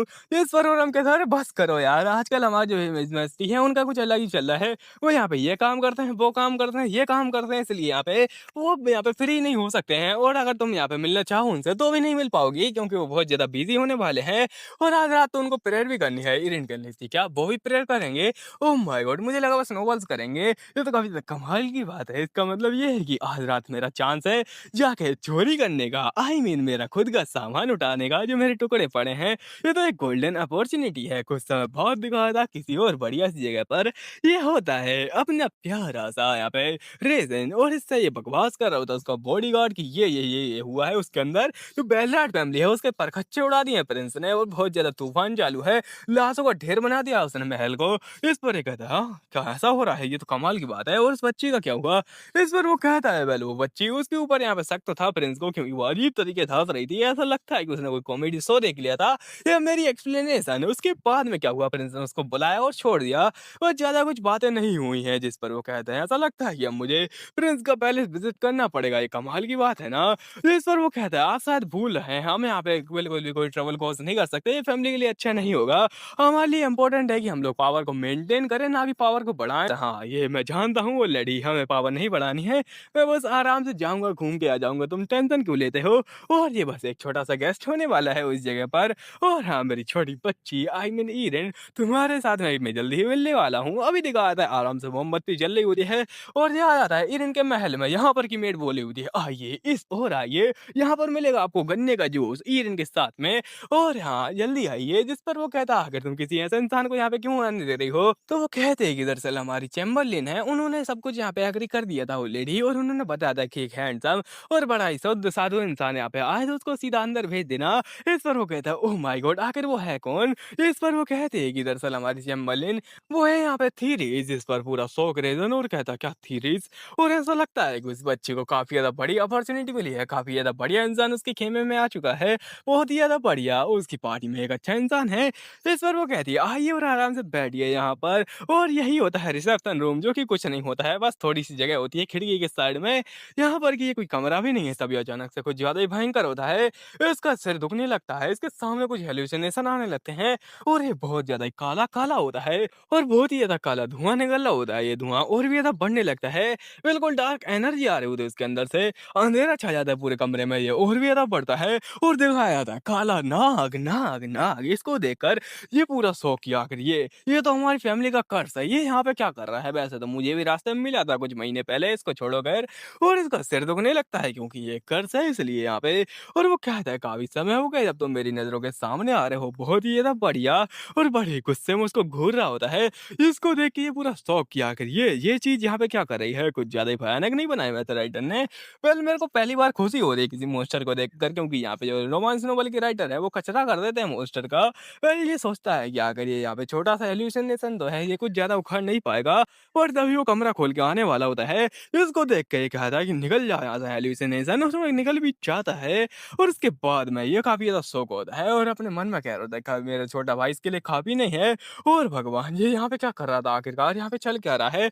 मेरा यहाँ पे पोपट नहीं हो जाए और कहीं यहाँ पे मैंने कुछ कर तो नहीं डाला? दरअसल उसने कर डाला था, वो जो यहाँ पे कमरा था वो अपनी ईरिन का था, उसी के अंदर उसको हैलुसिनेशन वगैरह आ रहे थे।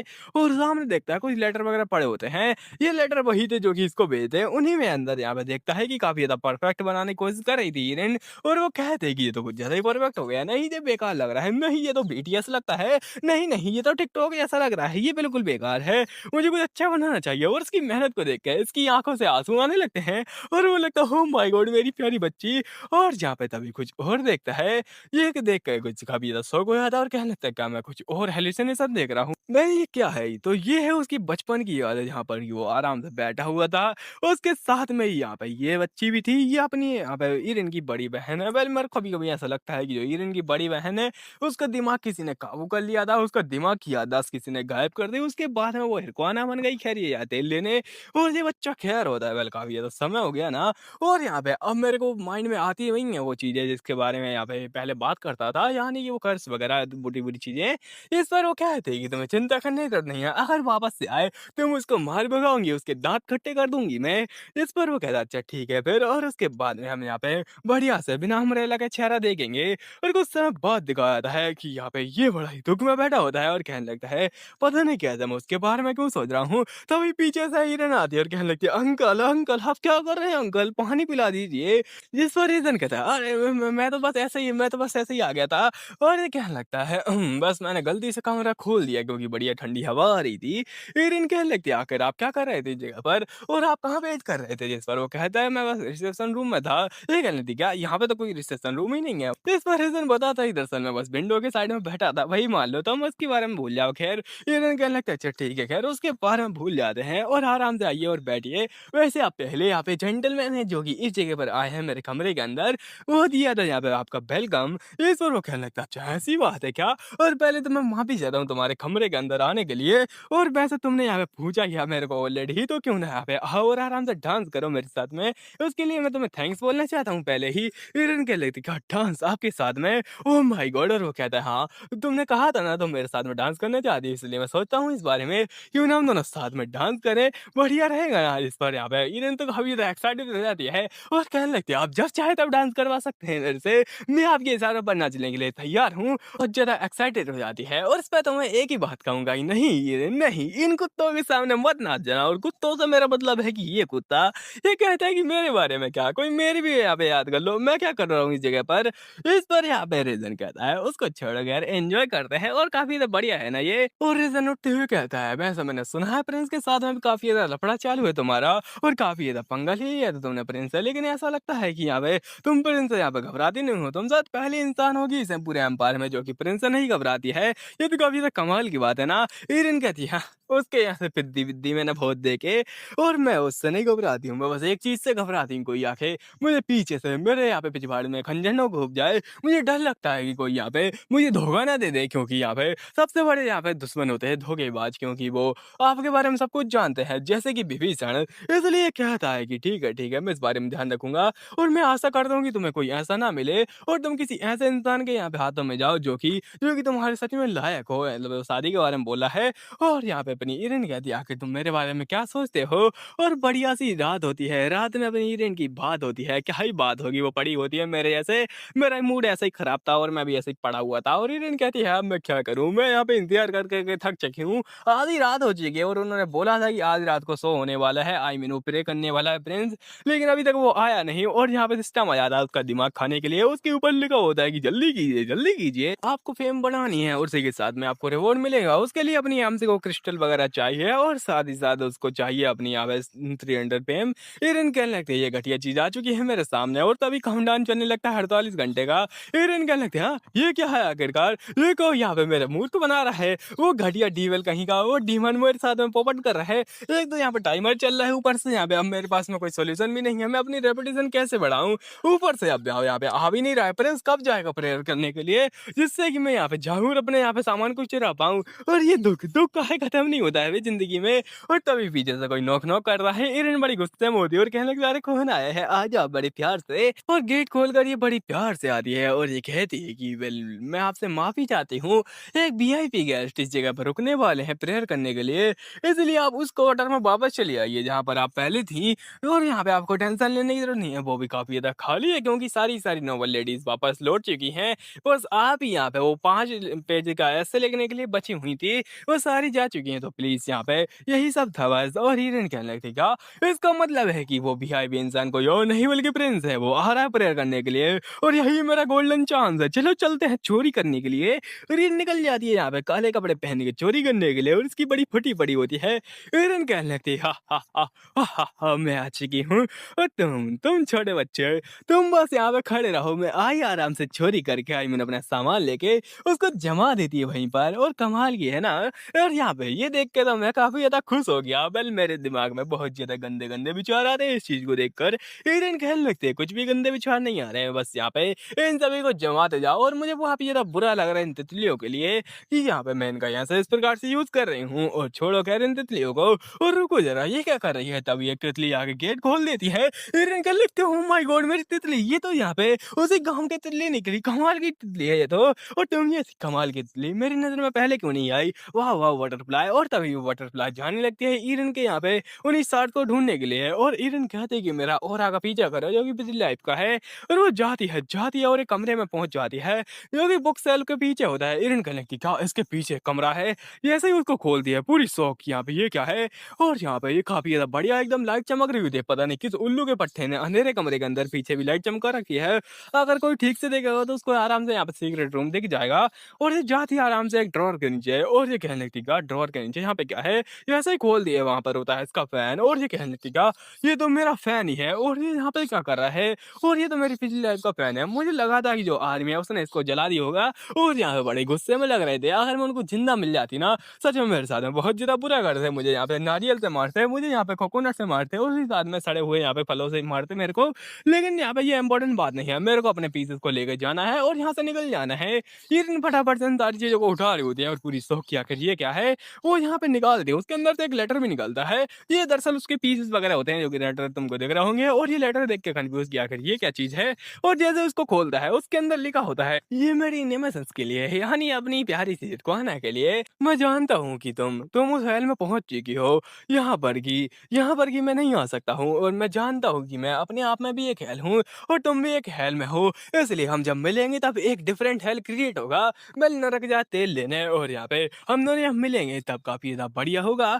और हाँ यहाँ पे बढ़िया से रहने तब तक के लिए पीसफुल जिंदगी जीना अपनी। और ये उल्टी सीधी यहाँ पे इस प्रिंस की प्रेयर होती है और ये प्रेयर इसकी लाइफ का ने ली है। और वीरेन पूरी कंफ्यूज क्या कर, ये क्या बकवास है, ये क्या बकवास है आखिरकार। और बड़ी गुस्से में होती है और कहने लगती है, उस घटिया इंसान ने सबसे पहले तो मेरे टुकड़े इस यहाँ पे ड्रॉअर के अंदर रखे पड़े हैं, ऊपर से लेटर भी छोड़ा है जैसे कि वो मेरी जलाना चाहता है, जैसे कि वो यहाँ पे किसी जोक वगैरह करना चाहता है मेरे ट्रिब्यूट के लिए कि यहाँ पे ये महान इंसान इंसान यहाँ पे जेल में पहुँच चुका है और मैं इससे मिलने नहीं वाला कभी भी। क्या मज़ाक है ये? और बड़ी गुस्से में होती है और कहने लगती है, वो घटिया प्रिंस, वो उल्लू का पट्टा, वो कुत्ता कमीना गिरा हुआ इंसान, मैं कुछ नहीं कर सकती उसके बारे में। मैं क्या ही कर सकती हूँ, इसलिए निकलते हैं यहाँ से। और तभी कोई आता है और हिरन पूरा एकदम हैरान, और तभी यहाँ पे किसी के कदमों की आहट आ रही होती है और बड़ी धीमे-धीमे से कोई आ रहा होता है, पैरों में कुछ भी नहीं पहना हुआ है। और हिरन कहने लगती है, ये यहाँ पे क्या कर रहा है? ये होता है क्राउन प्रिंस, बिना कपड़ों के, पहले कपड़ा तो थोड़ा बहुत पहना हुआ है और ये इसी के पैर थे ऑब्वियसली। और ये कहता है कि तुम यहाँ पर। हिरन पूरी शौक की आखिर ये यहाँ पे क्या कर रहा है? और अब तो मेरे लग चुके हैं और अब मुझे क्या करना चाहिए? सोचो, सोचो हिरन, सोचो। मैं क्या बोल सकती हूँ इस जगह पर? क्या मेरा दिमाग का यहाँ पे यूज़ करना चाहिए मेरे को? हाँ, तो अपने दिमाग का 100% यूज़ करने के बाद मेरे पास 2 बहाने हैं। पहला क्या है कि यहाँ पे बेवकूफ़ों की तरह एक्ट करो कि आखिर मैं यहाँ पे कैसे आ गई? मैं तो एक नंबर की उल्लू की पट्टी हूँ। अरे मैं यहाँ पे क्या कर रही हूँ? दूसरा दूसरा यहाँ पे साफ-सफाई करने के लिए हिरन कहती है, अरे मैं बस ये ऐसे इसको साफ कर दूँगी जिससे आप मेरे को माफ़ कर देंगे। और हिरन बढ़िया साफ कर रही होती है। लेकिन वो कहती है ये सब बकवास है, ये सब घटिया प्लान है जो कि मेरे दिमाग का यूज़ करने के बाद में आया है और अब मेरे लग चुके हैं। मेरी ज़िंदगी का अंतिम क्षण है ये। इसके बाद मैं बस सीधा परमात्मा से मिल जाऊँगी और सच में हेल पहुँच जाऊँगी। ये बहुत ज़्यादा गलत चल रहा है और उसके आँसू निकल रहे होते हैं। प्रिंस पूरा एकदम सदमे में होता है, वो बस खड़ा होता है, वो कुछ कर भी नहीं रहा होता है। हिरन कहती है, अगर ये कुछ बोल नहीं रहा और यहाँ पे अगर ये सच में बोलता तो अभी तक तलवार निकाल के मेरी सलवार ही काट देता। पता नहीं यहाँ पे क्या चल रहा है और क्या इसके साथ में कुछ हुआ है? अपना हाथ बढ़ाती है और कहने लगती है कि यर्स क्या ये तुम हो? और उसके यहाँ पे गाल को टच कर लेती है। एरिन यहाँ पे बड़ी प्यार से उसको टच कर रही होती है और जो प्रिंस होता है वो भी सहला रहा था अपने आप को और कहने लगता है, हाँ कौन ही हो सकता है मेरे अलावा? एरिन। और उसको ईर कहता है अभी प्यारे प्यारे कोमल कोमल से हाथों से कियर्स के गालों को सहला रही होती है और कियर्स कहते हैं, हाँ ईर ये मैं ही हूँ और मेरे अलावा और कौन ही हो सकता है? एरिन पूरी सो की आकर मुझे क्या करना चाहिए? क्या मुझे शांत होकर बात करनी चाहिए? तो कियर्स कहता है, वैसे तुम्हारे हाथ इतने ज़्यादा काँप क्यों रहे हैं और ये काफ़ी ज़्यादा ठंडे भी हो चुके हैं, इतने ठंडे क्यों हैं? इस पर हिरन बहाना बनाते हैं कि वेल दरअसल मैंने ठंडे पानी से हाथ धो लिए थे, इसलिए ये ऐसा लग रहे हैं, ज़्यादा कोई बात नहीं है। ये कहता है कि अच्छा ऐसी बात है क्या? लेकिन फिर भी तुम्हारी जो हाइट है, तुम काफ़ी ज़्यादा छोटी लग रही हो और तुम इतनी ज़्यादा छोटी कब से हो गई? तुम तो बौनी बन चुकी हो। वही यहाँ पे बड़े होने के बाद में लड़कों की हाइट ज़्यादा हो जाती है और लड़कियों की हाइट वहीं पे रह जाती है। हिरन कहने लगती क्या? और यहाँ पे अब मुझे समझ में आ रहा है तुम क्या कह रहे हो। आज यहाँ पे मुझे समझ में आ रहा है कि तुम दरअसल यहाँ पे नींद में चल रहे हो उल्लू के पट्टे। और यहाँ पे ईरेन उसको कहती है कि चलो आराम से सो जाओ, मैं तुम्हें आराम से सुला देती हूँ और बिल्कुल भी जागना मत और यहाँ पे चैन की नींद सोना बिल्कुल बिना किसी सपने को देखे हुए। ये कहता है कि आखिर ऐसा क्यों लगता है कि जैसे हमें बहुत ज्यादा समय हो गया है मिले हुए, हम कल ही तो मूनलाइट देखने के लिए गए थे। ईरेन कहती है, हाँ तुम्हें इसलिए लग रहा है क्योंकि क्योंकि तुम सपना देख रहे हो, मैं रियल नहीं हूँ और हम कल ही तो गए थे मूनलाइट देखने के लिए और काफ़ी ज़्यादा वंडरफुल जगह थी क्योंकि एक ही जगह है उस घटिया डंजन में जहाँ पर कि हम जा सकते हैं मूनलाइट देखने के लिए। फिर इन बताते ही दरअसल ये उस मेमोरी को यहाँ पे ला रहा है जिसको कि मैं भुलाना चाहती थी और ये उस समय की बात है जब अपनी ईरिन पहली बार प्रिंस से मिली थी और हाँ ये प्रिंस से भी मिल चुकी है, सबसे मिल चुकी है। ये इसके लिए यहाँ पे राइटर को 21 तोपों की सलामी, 21 तोपों से उड़ा दिया जाए साले को।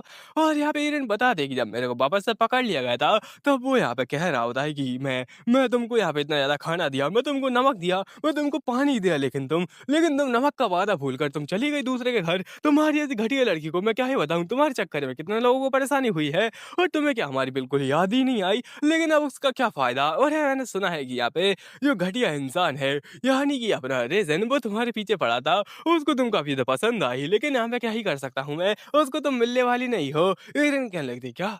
क्या उसने मेरे को ढूँढने की कोशिश की? तो क्या वो इंसान वह नहीं था जिसने कि इन लोगों को बुलाया? इसका मतलब है कि रेज़र इनोसेंट इंसान है। और नहीं, ये तो बड़ी खुशी की बात है, लेकिन तभी वो हाथ उठाने वाला होता है और कहता है, तुम हँस किस बात पर रही हो? तुम्हारी हिम्मत कैसे हुई? लेकिन अपने हाथ को रोक लेता है और कहता है, नहीं, नहीं, मुझे ज़रूरत नहीं है ये करने की, क्योंकि तुम अपने सेंसेस में आ जाओगी और जब तुम यहाँ पे पॉइज़न डंजन के बारे में जानोगी। क्या तुम उसके बारे में जानती हो? वो वही खतरनाक डंजन है जिसके के अंदर जाते ही लोगों की मौत हो जाती है, वो तड़प-तड़प कर मरते हैं। उनको यहाँ पे उनको खाना नहीं मिलता, उनको पानी नहीं मिलता क्योंकि वो डंजन अंधेरे से भरा हुआ है, वहाँ पर कभी भी सनलाइट नहीं आती और भयंकर से यहाँ पे ऐसा लगता है कि अमेज़न जंगल के जो पौधे हैं वो यहीं पर लाके गाड़े गए हैं और इतना ज़्यादा खतरनाक डंजन है कि उसके अंदर यहाँ पे 1 महीने के अंदर कोई भी इंसान पॉइज़न हो जाता है और 4 महीने के अंदर उसकी तड़प-तड़प कर मौत होती है और बड़ी दर्दनाक मौतें होती है। और ये कहते हैं कि सच में मैं इतनी ज़्यादा घटिया जगह पर मरने वाली हूँ, लेकिन अब मैं कुछ भी नहीं कर सकती और मुझे बिल्कुल भी रिग्रेट नहीं है। मुझे बिल्कुल भी रिग्रेट नहीं है भागने के लिए क्योंकि क्योंकि अब मैं जान चुकी कि यहाँ पर एक गॉडेस भी है। वेल रीज़न इसको गॉडेस लग रही होती है लेकिन वो गॉड है। खैर ये आते ही लेने क्योंकि अभी तो अपनी एरिन पत्थर तोड़ रही होती है। बॉबी यहाँ पे इस गई थी इसे और पता नहीं इतनी ज़्यादा मोटी की थी। इसने कैसे उठा ली मतलब इतनी ज़्यादा सूखी लड़की इतनी ज़्यादा मोटी कहती कैसे उठा सकती है? और एक हँसने लगती है और तभी यहाँ पे कुछ सामने देखती है यहाँ पर कि पूरा देख के शॉक कि आखिर ये यहाँ पे क्या कर रहे हैं? और उसका साथी बोलता है कि ये वही लोग हैं जो कि यहाँ पे आए हैं और ये होते हैं यहाँ पे हट्टे-कट्टे जवान लौंडे जो कि यहाँ पे खुदाई करने के लिए आए हैं और ये दूसरे डंजन में रहते थे पहले। पहले ये दूसरे डंजन में क्यों रहते थे? क्योंकि वहाँ पे काफ़ी ज़्यादा मैजिक क्रिस्टल मिलते थे लेकिन अभी यहाँ पे इस डंजन का पॉइज़न थोड़ा कमज़ोर हो चुका है इसलिए ये लोग आ चुके हैं यहाँ पे माइनिंग करने के लिए। और अपनी हिरन कहती है ये तो सब तो ठीक है लेकिन आखिर वो इंसान अपना मास्क क्यों पहना हुआ है? ये इस बार ये बताओ तो दरअसल उसको पॉइज़न यहाँ पे एक मॉन्स्टर ने काट लिया था इसलिए वो अपना मास्क पहन के यहाँ पे बचने की कोशिश कर रहा है और बस ऐसे ही बहाना मारा था उसका साथी। तभी कोई आके उसमें एक लात मारता है और कहता है बकवास करना बंद करो आखिर तुम क्या कर रही हो और उधर घूमना बंद करो। मैं हूँ यहाँ पे बीटो जो कि तुम्हारा लॉर्ड है। मेरी बातें सुनो और चुपचाप से यहाँ पे खुदाई करो। समझ गई क्या? जिस पर हिरन पूरी शौक की आखिर ये कहाँ से आया और बेचारे के सपनों पे लात मार के चला गया। और उसका जो साथी होता है वो कहता है तुम क्या कर रहे हो बीटो? तुम्हें यहाँ पे छोटी बच्ची के ऊपर हाथ नहीं उठाना चाहिए। इस पर बीटो कहता है कि उसकी हेल्प करने की कोशिश मत करना क्योंकि मैं सब देख रहा हूँ और अगर तुमने बिल्कुल भी उसकी हेल्प की तो मैं तुम्हें और भी ज़्यादा यहाँ पे तड़पाऊँगा। हिरन पूरी गुस्से में कि ये घटिया इंसान ये बार-बार आ जाता है और ये है बीटो इस यहाँ पे जगह का टायरेंट जो कि बड़ा ही खतरनाक है। ये छोटी बच्चियों के ऊपर अत्याचार करता है, उनका खाना छीन लेता है, उनको मारता है, उनको टॉर्चर करता है। ये बड़ा ही गंदा इंसान है। इसके बारे में तो मैं क्या ही बताऊँ। और यहाँ पे ये बच्चों से बहुत ज़्यादा नफ़रत करता है, छोटे बच्चों से। हिरन बड़ी गुस्से में इसको देख रही होती है क्योंकि यहाँ पे इसका काम तमाम करने का प्लान होता है। पर तभी आता है गोलम और ये बड़ा ही घटिया बनाया है राइडर ने। इसके लिए यहाँ पे 21 तोपों की सलामी वापस से उड़ा दो साले राइडर को 21 तोपों से। और ये लोग भाग रहे होते हैं, गोलम आ चुका है, गोलम आ चुका है। हिरन कहते हैं जल्दी भागो क्योंकि ये बड़े स्लो होते हैं। भले ही इतने ज़्यादा बड़े क्रिएचर हैं लेकिन बड़ी स्लो हैं इसलिए थोड़ा भागो और हम लोग बच जाएँगे। पर तभी कोई कहता है कि मैं इनको डिस्ट्रैक्ट करता हूँ और ये वही यहाँ पे अपना मास्क पहना हुआ इंसान होता है और ये लोग बोल रहे होते हैं क्या आखिर ये क्या है? और ये कहने लगता है आजा मेरे साथ में डिस्को डांस कर ले और यहाँ पे भाग रहा होता है डिस्को डांस करते हुए। हिरन कहने लगता है आखिर ये डिस्को डांस करने के होते हैं इसको और ये पीछे से वीटो कहता है क्या वो सारे लोगों के साथ में डिस्को डांस करने जा रहा है? मैं भी चलूँगा और मैं भी उनको पकड़ लूँगा। वो सारे गोलम को अकेले ही पकड़ना चाहता है। नहीं बिल्कुल भी नहीं, मैं भी डिस्को डांस करूँगा उनके साथ में। हिरन कहते हैं कि रुक जा बेवकूफ इंसान। और बीटल क्या तुम्हें पता नहीं आगे बहुत ज़्यादा खतरनाक भोग है पॉइज़न वाला। लेकिन अपने हाथों को तभी वो रोक लेती है और कहने लगती है ये मैं क्या कर रहा हूँ? ये तो यहाँ पे एक बेस्ट अपॉर्च्युनिटी है इसको रास्ते से हटाने का। क्या यहाँ पे मेरे को ये करना चाहिए? आगे के लिए भी है तो इसको मारना ज़्यादा आसान रहेगा। और यहाँ पे वो जो इंसान जो आगे गया है वो भी बिल्कुल इसको पसंद नहीं करता है। वो भी इसको जानता है इसलिए वो भी मेरा साथ देगा इसको मारने के लिए और ये बेस्ट अपॉर्च्युनिटी है मेरे लिए कि मैं इसको मार डालूँ, रास्ते से हटा डालूँ। और सच में उस चोगे वाले इंसान ने इसको मार डाला होता है और हिरन कहती है oh my God! Oh my God! और उसके यहाँ पे तलवार से गन्ने का जूस टपक रहा होता है। हिरन कहती है ओह माय गॉड! कितना बड़ा है तलवार और आखिर तुम्हारे पास ये तलवार आई तो आई कहाँ से? और क्या तुमने उस इंसान को मार डाला? और आखिर गोलेम्स के बारे में क्या? जिस पर वो चोगे वाला इंसान कहता है गोलेम्स तो यहाँ पे खाई से नीचे गिर गए। वो लोग यहाँ पे भंगड़ा करते-करते नीचे गिर गए और अब मैं तुम्हारे बारे में क्या कहूँ? यहाँ पर एक विक्टिम बच चुकी है। मुझे तुम्हारा क्या करना चाहिए? तुम काफ़ी ज़्यादा बढ़िया रहोगी मेरे लिए, तुम मेरा होना डिज़र्व करती हो और चलो अब तुम मेरी हो जाओगी। और हाँ, मैं जानता हूँ तुम भी उसको मारने वाली थी, इसलिए ज़्यादा नाटक मत करो मेरे सामने। और हिरन कहते क्या आखिर इसको कैसे पता चलेगा? क्या ये मेरे को घूर रहा था जब से? और हाँ, प्रिंस सच में इसको घूर रहा था। और यहाँ पे अपनी हिरन कहती है आखिर तुम यहाँ पे क्या कर रहे हो? और यहाँ पे ये इंसान कहता है दरअसल ये सब यहाँ पर मेरे मिशन के अंडर आता है और यहाँ पे मैं बस एक ही काम करने के लिए इस जगह पर आया हूँ। यूँ है कि यहाँ पे इस बीटो को निपटा कर इसकी जगह पर यहाँ पे सैनिक बनकर यहाँ पे निरम किंगडम के अंदर जाना। मैं यहाँ पे निरम प्रिंसिपैलिटी के अंदर जाऊँगा और ये काफ़ी ज़्यादा गंदा है। वो कपड़ा हटाता है और यहाँ पे कपड़ा हटा के अपना चेहरा दिखाता है और ये कोई और नहीं होता है बल्कि ये होता है अपने ठरके प्रिंस जो कि नींद में चलने की बीमारी के साथ में बड़ा है। यहाँ पे उल्लू का पट्टा लग रहा था अपनी हिरन को। हिरन कहती है वो दिन था और आज का दिन है। सच में बहुत ज़्यादा चीज़ें बदल चुकी हैं और किसी को लगा भी नहीं था कि वो कोई प्रिंस ऐसा बन जाएगा जिससे कि डीमंस भी डरते होंगे। वो यहाँ पे बड़ा ही खतरनाक इंसान था और सच में अब कितना समय हो चुका है इन चीज़ों को यहाँ पे बीते हुए और अब यहाँ पे किसी को लगा भी नहीं था कि मेरी ऐसी कोई स्लेव यहाँ पे आराम से कोजी से बेड में आराम करती हुई पड़ी रहेगी। ये सच में बहुत ज़्यादा चीज़ें बदल चुकी हैं लेकिन दरअसल यहाँ पे वो इंसान वो नहीं था यानी अपना प्रिंस नहीं था जो कि इसको बाहर लेके आया था। वो था एक जो नाम का इंसान वेल जे नाम का इंसान जो है जो यहाँ पे अपना प्रिंस का ही बंदा है दरअसल लेकिन इसको पता नहीं है। और दरअसल यहाँ पे जो इंसान था मतलब कि ये बीटो ये तो मारा जा चुका था। तो एक और इंसान आया था इसको लेने के लिए जैसे कि अपने केयर्स ने बोला है कि इसकी जगह पर वो जाएगा। तो ये इंसान कहता है आखिर उस स्लेव का क्या हुआ? वो गधा कहीं का वो यहाँ पे बहुत नाटक करता था ना, वो है पलचोर। तो इस पर वो बताता है कि वो तो मारा आ गया, तो चलो ठीक है फिर दूसरा स्लिप लेते हैं और उसकी नज़र पड़ती है अपनी ईरेन के ऊपर और वो कहता है हाँ, वो लाल बालों वाली बढ़िया रहेगी, वो लाल सेब जैसी दिखती है, कमाल की लगेगी और यहाँ पे ईरेन पूरी कन्फ्यूज़ क्या कर रही है, मेरे को क्यों चुन रहा है? कुछ समय बाद ये गैरेज के अंदर जा रहे होते हैं, पता नहीं एक डंजन के अंदर गैरेज कहाँ से आई? ऐसा लगता है काफ़ी ज़्यादा बड़ा है डंजन और यहाँ पे जय कह रहा होता है, वेल तुम्हें चिंता करने की ज़रूरत नहीं है और मुझे कैस ने तुम्हारे बारे में काफ़ी ज़्यादा बताया है और हाँ, तुम्हें इस बारे में चिंता करने की ज़रूरत नहीं है कि तुम कितनी ज़्यादा खुदाई करोगे क्योंकि हम लोग यहाँ पे सब कुछ निपटा देंगे।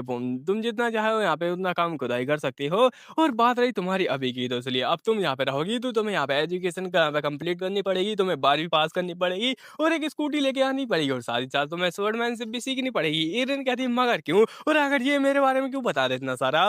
इस पर जय कहता है कि बस मेरी बातों को सुनो और मैं एक 7th रैंक का मास्टर हूँ, तो ये काफ़ी रहेगा, काफ़ी से भी ज़्यादा रहेगा तुम्हें सिखाने के लिए। ईरेन कहती नहीं मैं उस बारे में नहीं, लेकिन आप कुछ ज़्यादा ही काइंड नहीं हो रहे क्या मेरे यहाँ पे प्रति? और आखिर ये इंसान आपको मेरे बारे में क्यों बता रहा है? ये इस बार यहाँ पे अपना जय इस्तेमाल करता है और कहता है, वेल ये तो खुद कियर से पूछ लेना चाहिए तुम्हें। और कियर बड़ी अजीब सवाल में कहता है कि मुझे नहीं बताना। इस पर ईरेन कहती है लेकिन क्यों नहीं बताना? क्यों नहीं? आखिर क्यों नहीं? तो प्रिंस कहता है तुम क्या ही करोगी जानकर? जाओ और सामान ढोलो और तुम्हें काम करना चाहिए ना कि यहाँ पे आराम। जिस पर ईरेन कहती तुम मेरे को भगा रहे हो बस यहाँ से, तुम नाटक कर रहे हो बहुत ज़्यादा ही। प्रिंस कहता है मैं भगा नहीं रहा बल्कि मैं तुमसे कह रहा हूँ कि इस बात को जान के तुम्हें कुछ नहीं होगा और तुम्हें आकर मैं यहाँ पे यूज़ करके क्या ही करूँगा? तुम जैसे उल्लू की पट्टी को मैं यहाँ पे यूज़ क्यों ही करूँगा? इस पर अपनी यहाँ पे रुकवाना कहती है लेकिन फिर भी तो कोई ना कोई तो मकसद होगा ही और तुम उस इंसान को यानी वो 7th रैंक के मास्टर जय को तुम ऐसा ऑर्डर दे रहे थे जैसे कि वो तुम्हारा स्लेव हो, बल्कि स्लेव तो तुम हो इस जगह पर। आखिर ऐसा कैसे हो सकता है? जिस पर वो कहता है मैंने तुम्हारी जान बचाई है और तुम अभी इतना सारा नाटक कर रहे हो, जरा देखो तो कितनी बड़ी धोगली हो तुम तो। इस पर ईरिन कहती है तू घटिया कुत्ते कहीं के। और प्रिंस कहता है बस अब बहुत हो गया, मैं तुम्हें ठीक से एक से रीजन बताता हूँ, मैंने तुम्हें इसलिए जिंदा छोड़ा क्योंकि मैंने यहाँ पे जान लिया है कि तुम बहुत ज्यादा नफरत करते हो इस कंट्री से और इसलिए अब मैं तुम्हें यूज करूंगा, बिल्कुल जैसे नेपाल में जेनजी का यूज किया जा रहा है वैसे ही अब मैं तुम्हारा यूज करूंगा और पूरी यहाँ पे निरम कंट्री को उखाड़ के फेंक दूंगा और ये कंट्री यहाँ पे तुम्हें ही बर्बाद करनी पड़ेगी। तुम चाहे तो पूरी तरीके से इसको बर्बाद कर सकती हो, जी तुम्हारे ऊपर है, ये काफी तो बढ़िया रहेगा और भी रेट कर लेती क्या सच में। और ये कहता हाँ अब यहाँ पे बकवास करने से कोई फायदा नहीं, अब मेरे साथ में चलो और हाँ यहाँ पे ये जो चीज है इसके बारे में किसी को पता नहीं चलना चाहिए और ये आराम से एक टॉप टियर डंजन के अंदर आसपास कहीं मटक रहा होता है। एरन कहते आखिर ये सब क्या मजाक चल रहा है और आखिर हम लोग इस डंजन के अंदर क्या कर रहे हैं? वैसे अभी लाइट आ रही है मतलब कि ये डंजन के बाहर है। प्रिंस कहता है ये डंजन हमारा सीक्रेट है और उसके बारे में बिल्कुल भी बकवास मत करना, तुम काफी ज्यादा बकवास करती रहती हो। एरन कहती हाँ हाँ मैंने ये सब चीजें एक्सप्लेनर से सीखी हूँ क्योंकि वो बहुत ज्यादा बकवास करता रहता है। एरन इधर-उधर देख रही होती है और देखते देखते तभी उसका ध्यान जाता है प्रिंस के ऊपर। वो अभी यहाँ पे केयर से लग रहा है उसको, मतलब वो प्रिंस नहीं है इसकी नजरों में और ये तभी उसको एक बड़े से स्कूल के सामने ले आता है। एरन पूरी शौकी ये स्कूल यहाँ पे क्या कर रहा है और प्रिंस कहता है इसके बारे में किसी को भी पता नहीं चलना चाहिए कि यहाँ पे ये चीज भी है, बिल्कुल भी किसी भी सोल्जर को नहीं जो कि निरम प्रिंसिपलिटीज है। एरन पूरी शौक और वहां से सनलाइट आ रही होती है बड़ी प्यारी प्यारी सी और ये सनलाइट होती है ये रियल सनलाइट है और बड़ी प्यारी सी सनलाइट जिसको देखकर एरन का दिल खुश हो जाता है क्योंकि उसने महीनों से या फिर सालों से नहीं देखा है इस स्टोरी के अनुसार, तो पहले बकवास है। और एरन कहने लगती है ओह माय गॉड सच में सनलाइट, और क्या है सच में सनलाइट है, ऊपर चढ़कर वो मैं देखना चाहती हूँ कि मैं देख सकती हूँ। और हिरन चढ़ने लगती है ऊपर और कहने लगती है ये तो सच में सनलाइट है, सॉफ्ट है यहाँ पे ग्लोनी। और ये कह रहा होता है क्या तुमने सनलाइट नहीं देखी है, तुम्हारा बेवकूफ बनाया गया है दूसरे लोगों की तरह ही। दरअसल ये जो बड़ा सा यहाँ पे डंजन है इसके अंदर एक स्कूल भी है और ये डंजन के अंदर एक स्कूल यहाँ पे किसी को मिला क्यों नहीं, पर दरअसल इसके बारे में बताऊं तो यहाँ पे ये लोग यहाँ पे निरम के लोग बड़ी लालची होते हैं, उनको यहाँ पे एक केव दिख गई जिसके अंदर यहाँ पे बहुत सारे इनको क्रिस्टल वगैरह दिख गए, तो उसके ऊपर यहाँ पे धावा बोल दिया इन्होंने। ये भूल ही गए कि यहाँ पे आसपास की भी कुछ होगा तो उन्होंने ध्यान नहीं दिया और यहाँ पे ये जो कि स्कूल था ये ऐसी जगह पर तो यहाँ पे मोशन नहीं आते थे। साथ ही साथ इन दोनों ने यानी कि अपने जैन है और यहाँ पे क्या उसने स्पिरिट्स का यूज किया यहाँ पे माइनिंग कोटा को फुल करने के लिए ताकि यहाँ पे ये खुदाई करवा सके स्पिरिट से यानी भूतों से। क्या ही लॉजिक चल रहा है यहाँ पे लॉजिक की, तो यहाँ पे उन्होंने उठा के पटक डाला लॉजिक को और यहाँ पे किया आगे बढ़ रहा होता है और कहते हैं आपसे तुम्हें इसी जगह पर रहना है और मुझे पूरा भरोसा है कि तुम यहाँ पे स्वॉर्डमैनशिप अच्छे तरीके से सीखोगी अगर मेरा यहाँ पे जजमेंट सही है तो। और यहाँ पे काफ़ी समय हो जाता है, 1 साल लगभग हो जाता है। इरिन यहाँ पे पढ़ाई करती है और काफ़ी ज़्यादा चीज़ें सीख लेती है, जैसे कि यहाँ पे कैसे स्वॉर्ड को चलाते हैं वगैरह-वगैरह। तो बेसिक सीखने के बाद वैसे ही लगी उधर ट्रेनिंग करने के लिए। तो अभी यहाँ पे जय आकर कहता है कि आज के लिए बहुत हो चुका है। इस पर इरिन कहते हैं, "क्या लॉर्ड जी आखिर आप क्या कह रहे हैं?" तो लॉर्ड जी कहते हैं कि यहाँ पे काम ज़्यादा ज़रूरी है लेकिन आराम भी ज़्यादा ज़रूरी है, तो आराम करो, घोड़े बेच जाओ। और इरिन कहते हैं, "ठीक है।" और मैं चली घोड़े बेचकर आराम करने के लिए, धन्यवाद आपका। और ये निकल जाती है घोड़े बेचकर आराम करने के लिए, ऊपर चढ़ रहे होते हैं किसी जगह पर और कहती है, "ओह! मुझे पता ही था तुम यहाँ पर ही होगे।"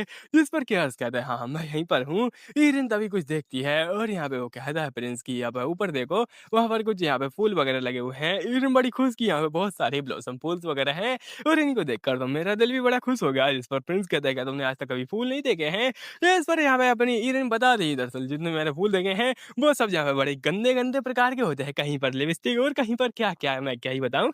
और हिरण क्या लगती है क्या उनको देखकर तुम्हें यहाँ पे मन के अंदर गंदे-गंदे विचार आते हैं, मुझे शक हो रहा है तुम्हारे ऊपर। प्रिंस कहने लगता है खैर छोड़ो यहाँ पे, मैं तुम्हें काफ़ी ज़्यादा यहाँ पे बहुत सारे सैकड़ों फूल दिखा सकता हूँ और ऐसे ब्लॉसम के ट्रीज़ भी तुम्हें यहाँ पे ज़्यादा चिंता करने की ज़रूरत नहीं है। जब हम बाहर निकलेंगे तो मैं बहुत सारे दिखाऊँगा। हिरण कहने लगती है क्या बकवास कर रहे हो? ऐसा लगता है कि तुम्हारे दिमाग में नशा हो चुका है। तुम काफ़ी समय से डंजन के अंदर हो, तो ऐसा लगता है कि तुमने यहाँ पे भांग धतूरा वगैरह यहाँ पे यूज़ किया है। तो यहाँ पे तुम ऐसी बकवास बहकी-बहकी बातें कर रहे हो। इस पर प्रिंस कहता है कम ऑन मैं यहाँ पे झूठ नहीं बोल रहा हूँ और जब मैंने तुम्हें यहाँ पे बताया नहीं था कि यहाँ पे मैं क्या करता हूँ काम करने के लिए या फिर यहाँ पे मैं खाने के लिए क्या करता हूँ, तो यहाँ पे मैंने इसलिए नहीं बताया था क्योंकि ये बहुत ज़्यादा इंपॉर्टेंट है। और हिरन कहने लगता है अच्छा ऐसी बात है क्या? तो अब क्या तुम मुझे बताने वाले हो?